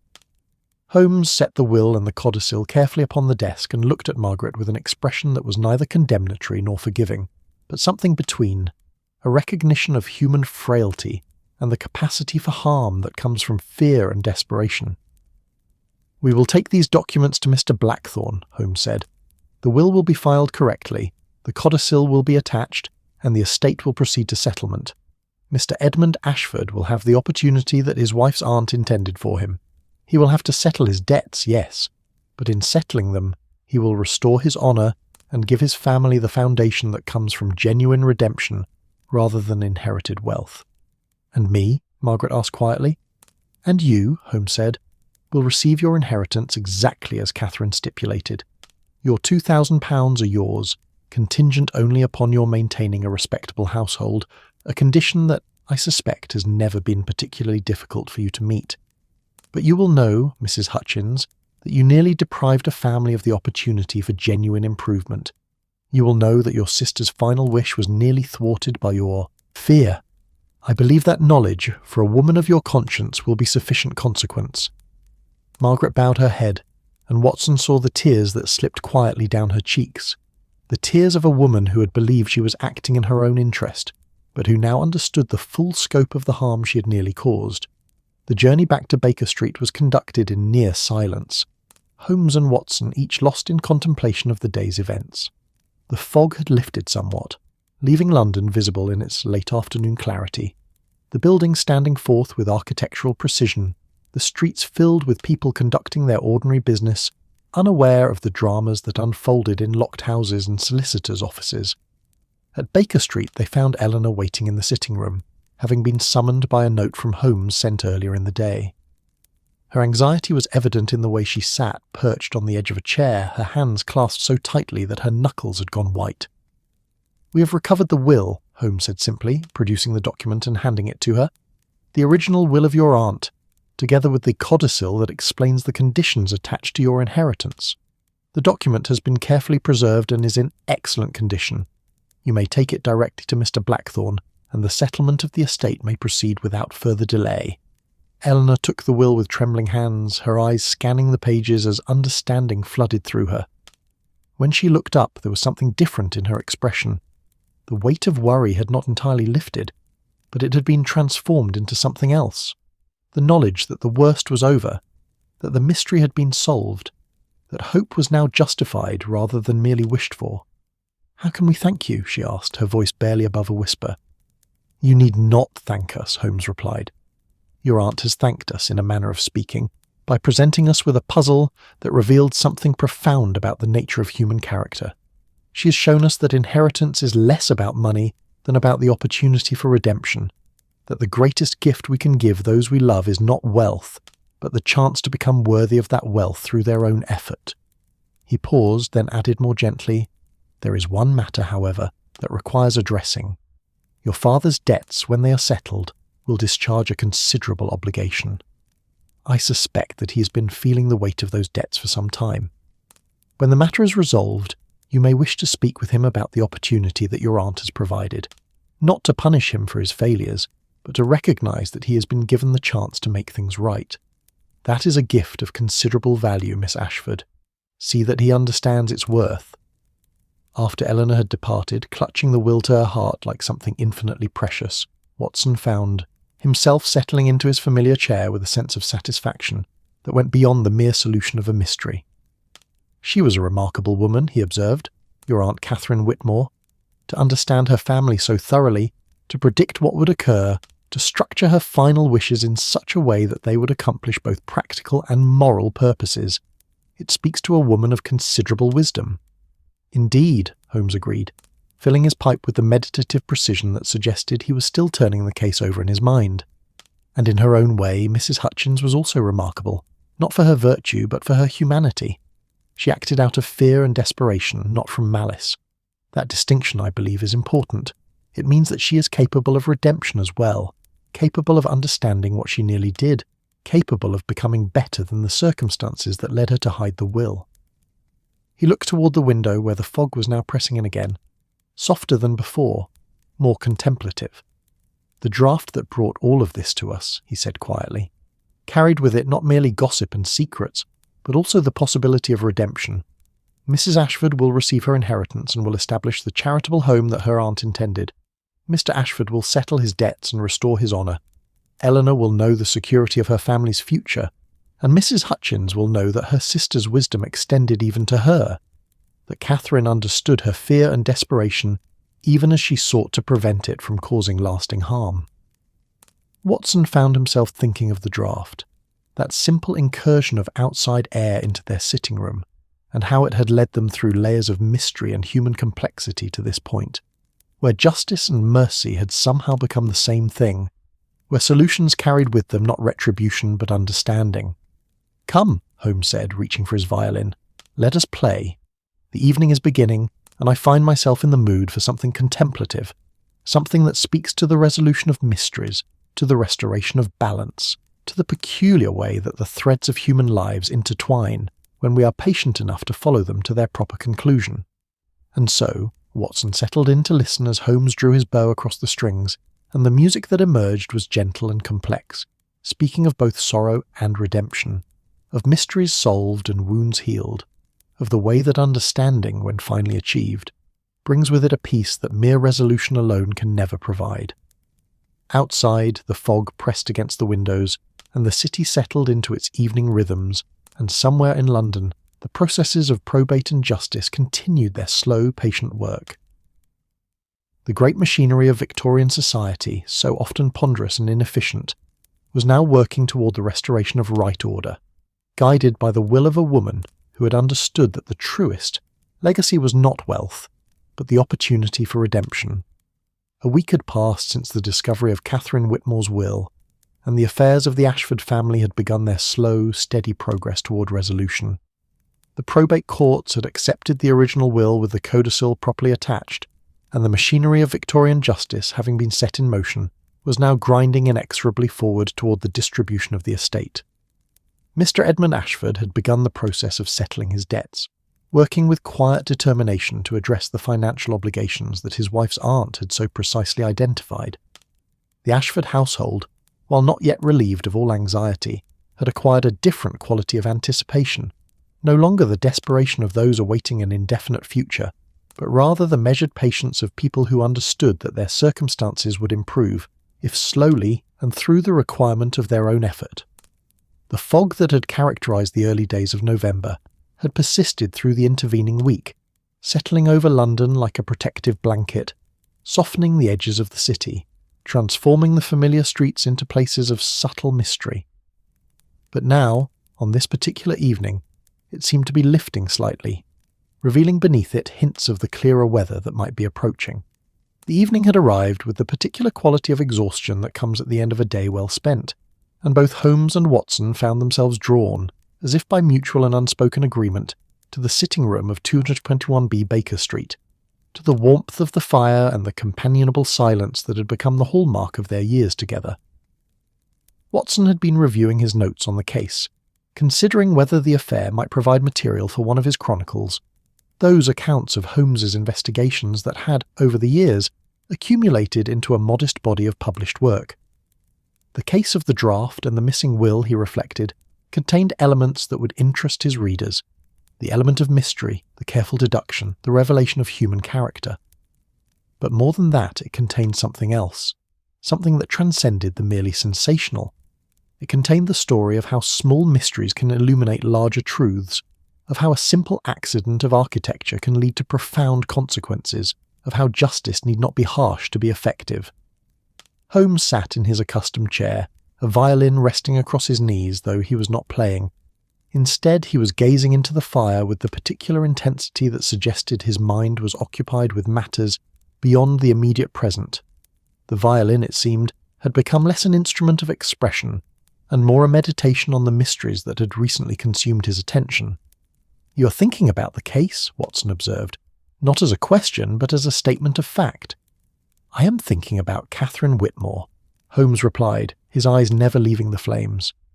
"About the nature of her wisdom, and about the question of what we truly owe to those we leave behind when we depart this world. She was, it seems, a woman obsessed with order, with ensuring that her death would not result in chaos, that her intentions would be understood and executed precisely as she had conceived them.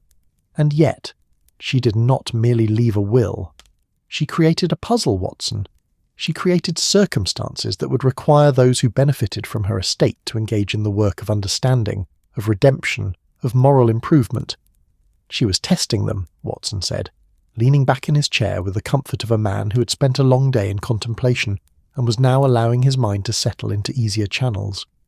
She was testing them, Holmes agreed, but not, I think, in the way we initially understood. She was not testing their worthiness of inheritance, at least not in the conventional sense. She was testing their capacity for growth, for change, for becoming better than their circumstances would suggest. The debts that she stipulated must be paid. They were not a punishment for Edmund Ashford's financial irresponsibility. They were an opportunity for him to confront his failures, to take responsibility for them, and to restore his honour through the work of settlement. That is a gift of considerable value, Watson. More valuable, perhaps, than the money itself. The fire crackled and shifted in the hearth, sending up a shower of small sparks that rose and disappeared into the darkness above the fireplace. The gas lamps in the room had been turned low, casting long shadows across the furniture and the shelves of books that lined the walls. It was the sort of lighting that encouraged contemplation rather than activity, that made one acutely aware of the passage of time and the accumulation of years. "And Mrs. Hutchins?" Watson asked gently. "What was Catherine's gift to her?" "Survival," Holmes said simply. "Mrs. Hutchins, whatever her faults, was a woman living on the margins of respectability, dependent upon the charity of others for her continued comfort. Catherine's will ensured that her sister would receive sufficient funds to maintain her independence, to live with dignity, and to know that she was valued despite her failings. The conditions attached to that inheritance, the requirement that she maintain a respectable household, were not burdensome. They were, in fact, merely a recognition of what Mrs. Hutchins was already doing. Catherine was affirming her sister's capacity to maintain her own standards, even as she acknowledged the difficulty of that task." Watson found himself thinking of the moment when Mrs. Hutchins had confessed to hiding the will. She had been a pitiable figure, reduced by the revelation of her own weakness and desperation, and yet there had been something almost noble in the way she had accepted the consequences of her actions. She had not made excuses, not really. She had explained herself, yes, but she had not attempted to evade responsibility or to shift blame onto others. "And the Ashfords?" Watson pressed. "What will become of them now?" "The Ashfords," Holmes said, setting down the violin and rising from his chair to move toward the fire, "will have their inheritance contingent upon the fulfilment of the conditions that Catherine stipulated. The charitable home will be established, a home for retired governesses, women of education and breeding who have fallen into difficult circumstances and require a place of refuge. It is a fitting memorial to Catherine Whitmore's understanding of the precarious position of women in our society, particularly those whose education has equipped them for nothing but service." He stood before the fireplace, his tall frame illuminated by the dancing light, his expression thoughtful and distant. "There is an entire class of women in our society, Watson, who are invisible to most people. Governesses, companions, ladies' maids, women of intelligence and cultivation, who have been reduced by circumstance to positions of servitude. They are not poor in the conventional sense, and they are not wealthy. They occupy that peculiar middle ground where they are neither pitied as paupers nor respected as ladies." Catherine understood this. She had been educated in a time when women's opportunities were even more limited than they are now. She understood what it meant to be dependent, to be vulnerable, to be one catastrophe away from destitution. "And Eleanor?" Watson asked. "What of the young woman who has been so central to this affair?" "Eleanor," Holmes said, a smile playing at the corners of his mouth, will have the opportunity to become something other than what her family's circumstances dictated. With security assured, she will be free to pursue whatever path her intellect and capabilities suggest. She is clearly a woman of education and perception. The market vendors noted her kindness to the servants. Mr. Graves noted her courteous manner, and your own observations confirmed her intelligence. Such a woman, given security and opportunity, may well accomplish remarkable things. Perhaps she will become involved in the management of her mother's charitable enterprise. Perhaps she will pursue some other path entirely. But whatever she chooses, she will do so from a position of relative security, which is more than many women of her era can claim. Watson rose from his chair and moved to stand beside Holmes before the fire. The warmth of it embraced them, and the sound of it, the gentle crackle and pop of burning coal, seemed to embody the comfort and security that had been restored to the Ashford household through the recovery of the will. "The draft," Watson said suddenly, thinking back to where this entire affair had begun. "I wonder if it still troubles you." Holmes turned to look at his companion, and in his expression Watson saw understanding and a certain wry amusement. "The draft," Holmes said, "remains exactly as it was, a breach in the integrity of this room's atmosphere, a connection between our world and the one beyond the wall. It will persist until someone chooses to seal the air vent permanently, and perhaps it should persist, Watson. Perhaps there is something fitting about a reminder of how accidents can lead to profound consequences, of how a simple flaw in construction can become a conduit for justice." "You do not propose to seal it then?" Watson asked. "I do not," Holmes confirmed. "Let it remain open, a small reminder of the way that the world works. How mysteries announce themselves through the most unexpected channels. How truth, like air itself, will find the cracks and crevices in whatever barriers we construct to contain it. How the walls that separate us from one another are never truly impenetrable, and how responsibility extends even to those whose existence we have never formally acknowledged." They stood in comfortable silence for a long moment, watching the fire burn and shift, each lost in his own thoughts about the case that had so occupied them in recent days. Outside, the fog pressed against the windows, but it seemed gentler now, less menacing, more contemplative. The sounds of London, the distant rumble of carriages, the cry of a night watchman, the tolling of a distant church bell seemed to come from far away, muffled by the fog and the distance. "There is another matter," Watson ventured after some time, "the matter of Mrs. Hudson's earlier observation, that the building next door has new tenants. I wonder if you have given thought to what will become of the Ashfords now that the mystery is solved, now that the will is recovered? Will they continue to reside at 222 Baker Street, or will their improved circumstances prompt them to seek more prestigious accommodations?" Holmes was silent for a long moment. Then he turned to face Watson with an expression that combined both amusement and something more thoughtful. "I have made inquiries," he admitted. "It appears that the Ashfords have elected to remain at number 222, at least for the present. Mr. Edmund Ashford is determined to settle his debts through his own labour before enjoying the full benefits of his wife's inheritance. He has secured employment in connection with the charitable enterprises that his wife is beginning to establish. It is modest work, perhaps, and it offers him neither wealth nor social elevation, but it offers him something of greater value. It offers him the opportunity to contribute to something meaningful, to restore his own sense of dignity through work, rather than through the passive receipt of inherited funds." "And Mrs. Ashford?" Watson asked. "Mrs. Ashford," Holmes said, "is proving to be a woman of considerable capability. She's already begun the preliminary work of establishing the charitable home that her aunts will specified. She's consulting with architects, examining potential properties, and beginning to gather the administrative structure that such an enterprise requires.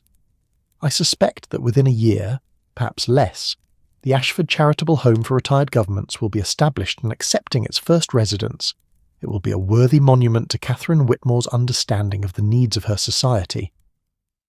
Watson found himself thinking of Eleanor again, and of the potential that Holmes had identified in her.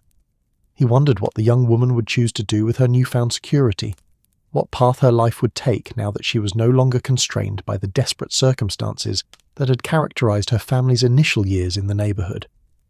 "I received a letter," Holmes continued, as if reading Watson's thoughts, "from Miss Eleanor Ashford.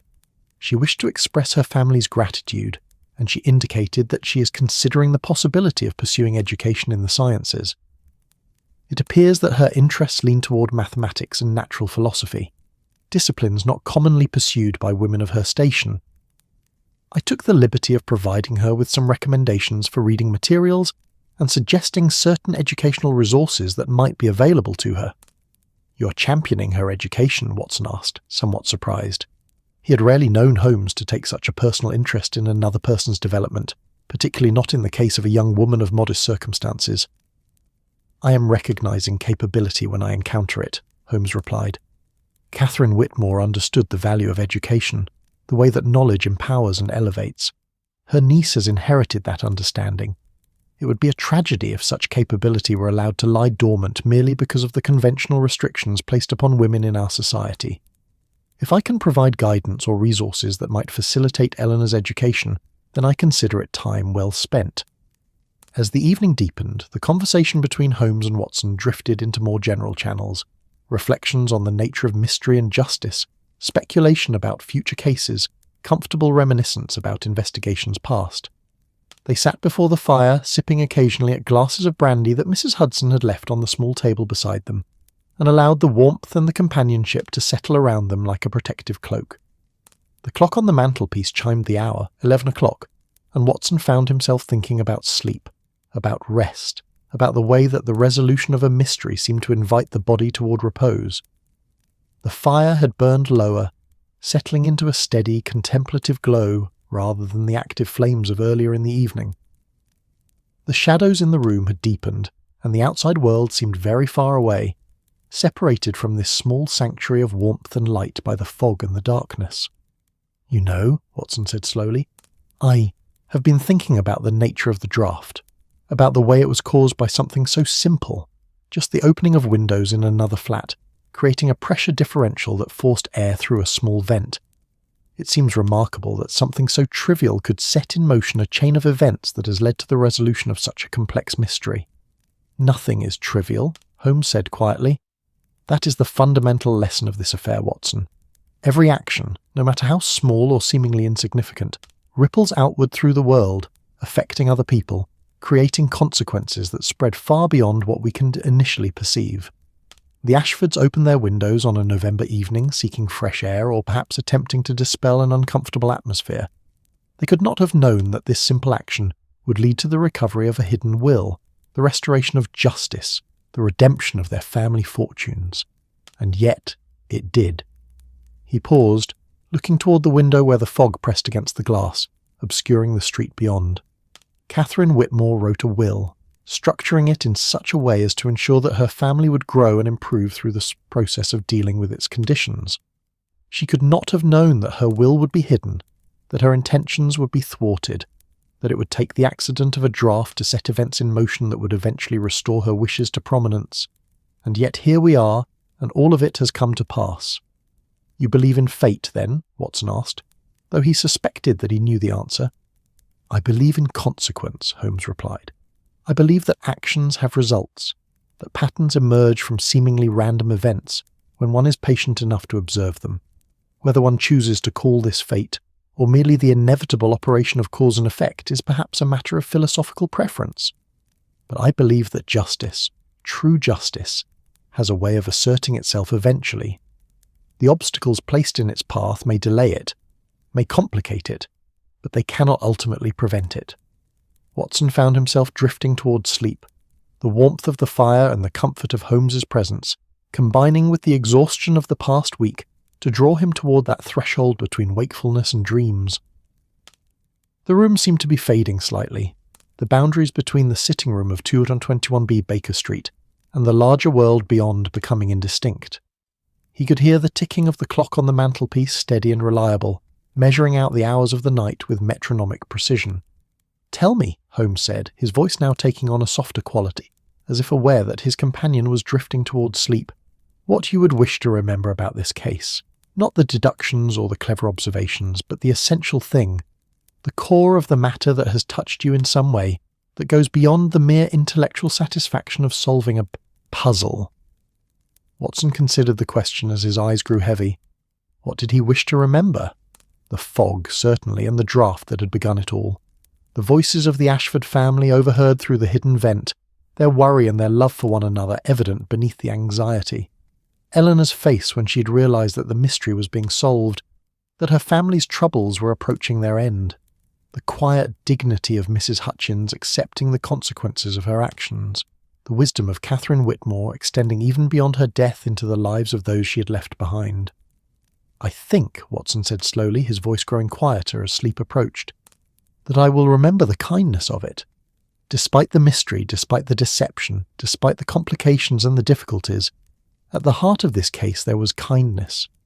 Catherine Whitmore's kindness in structuring her will in such a way as to provide her family with the opportunity for redemption. Eleanor's kindness to the servants, her concern for her family's well-being. Your own kindness, Holmes, in choosing to be compassionate toward Mrs. Hutchins rather than condemning her." "Compassion," Holmes repeated, and there was something in his tone that suggested he was considering the word carefully, turning it over in his mind like an object of peculiar interest. "Yes, perhaps that is the true lesson of this affair, that justice without compassion becomes merely retribution, and that true resolution requires both the clarity to perceive what is right and the mercy to implement it in a way that acknowledges the human frailty that led people astray in the first place." Watson's eyes were closing now, the fire having become a blur of orange and gold, the room fading into a more dreamlike state. He could hear Holmes's voice continuing to speak, but the words were becoming indistinct, blending into the background sounds of the house, the ticking of the clock, the occasional crackle of the fire, the distant sound of London settling into its night. "Sleep now," Holmes said softly, and Watson found himself obeying the suggestion without conscious effort, sliding down into the comfort of the armchair, his mind finally releasing the tensions and the concentration that the case had demanded. Sleep, and dream perhaps of a London where mysteries are solved not through violence or harsh judgment, but through understanding, through patience, through the careful attention to the small details that reveal the large truths beneath them. The clock chimed once more, the half-hour past midnight, and in the sitting-room of 221B Baker Street, a man slept in his armchair before a dying fire, while another man sat in contemplation, watching the flames, thinking of wills and inheritances, of justice and mercy, of the way that small accidents can lead to profound consequences. Outside, the fog had lifted somewhat, revealing glimpses of London beyond, the sleeping city, the quiet, streets, the houses where people lay in bed dreaming their private dreams. Somewhere in that city, in a modest flat at 222 Baker Street, the Ashford family slept as well, secure in the knowledge that their troubles were approaching their end, that the future would offer them opportunity and stability, that the worst of their difficulties had passed. And in that same city, Mrs. Margaret Hutchins lay in her bed, perhaps not sleeping, but contemplating the strange turns that life took, the way that desperation could lead one astray, the surprising mercy of those one had wronged. She had her inheritance secure, her future assured, and the knowledge that her sister had understood her weakness even as she had sought to prevent it from causing lasting harm. The draft that had begun this entire affair still moved through the hidden vent connecting 221B to 222, a gentle circulation of air carrying the complex sense of two households, the sounds of sleeping people and dying fires, the accumulated atmosphere of a mystery solved and a justice achieved through understanding rather than harsh judgment. And in the morning, when Watson woke stiff in his armchair, he would find Holmes already awake, violin in hand, playing something soft and contemplative, a piece that spoke to resolution without triumph, to the complex satisfaction of a mystery solved through observation and compassion. The draft would still be there, a reminder of how accidents can transform lives, of how the simplest things can carry profound significance, of how justice and mercy, when combined with patience and wisdom, can create something that transcends mere resolution. They can create redemption. The fog would lift eventually, revealing London in all its complexity and contradiction. Life would continue its ordinary progress. The Ashfords would begin their work, Eleanor would pursue her education, Mrs. Hutchins would settle into her retirement with the knowledge that she was valued and understood. And at 221B Baker Street, two men would continue their quiet work, solving mysteries, seeking truth, demonstrating that understanding and compassion need not be sacrificed in the pursuit of justice. And the draft, that simple, persistent incursion of outside air, would continue its gentle work, a reminder that no door is ever entirely closed, no secret entirely safe, no mystery truly impenetrable, as long as there is someone patient enough and wise enough to follow the clues that fate and accident provide. Sleep came gently to Watson, and with it came dreams of fog and music, of mysteries solved and families restored, of the profound peace that comes when justice is finally achieved, not through vengeance but through understanding, not through punishment but through the recognition of human frailty and the capacity for redemption that lies within every person. The night deepened around them, London settled into its dreams, and in the sitting room of 221B Baker Street, two men found themselves, at rest, one in sleep, one in contemplation, satisfied with the work they had done, comfortable with the knowledge that they had done it well, and ready for whatever mysteries the morning might bring. The fire burned down to embers, and the stars beyond the fog looked down on a city where justice had been served, where mysteries had been solved, and where the draught, that simple, accident-born connection between two worlds, had revealed the profound truth that no person is ever truly isolated, that our actions ripple outward in ways we cannot always predict, and that the most powerful force in the world may well be not justice, but compassion, combined with the willingness to see beyond our own circumstances to understand the struggles of others. And with that understanding came peace, not the peace of victory, but the deeper peace of a mystery resolved, of a family restored, of the quiet satisfaction that comes from knowing that the world, if only for this small moment, has been set right. That's our story tonight. Are you drifting off beneath the moonlit rooftops of Lisbon, the warm ocean breeze of Cancun, the serene canals of Amsterdam, or the quiet hills of Edinburgh? If this tale brought you peace, like the episode and subscribe for more nights like this. Let the night cradle you. Let your dreams wander gently into the stars. Sleep gently now, wherever you are in this wide and wondrous world.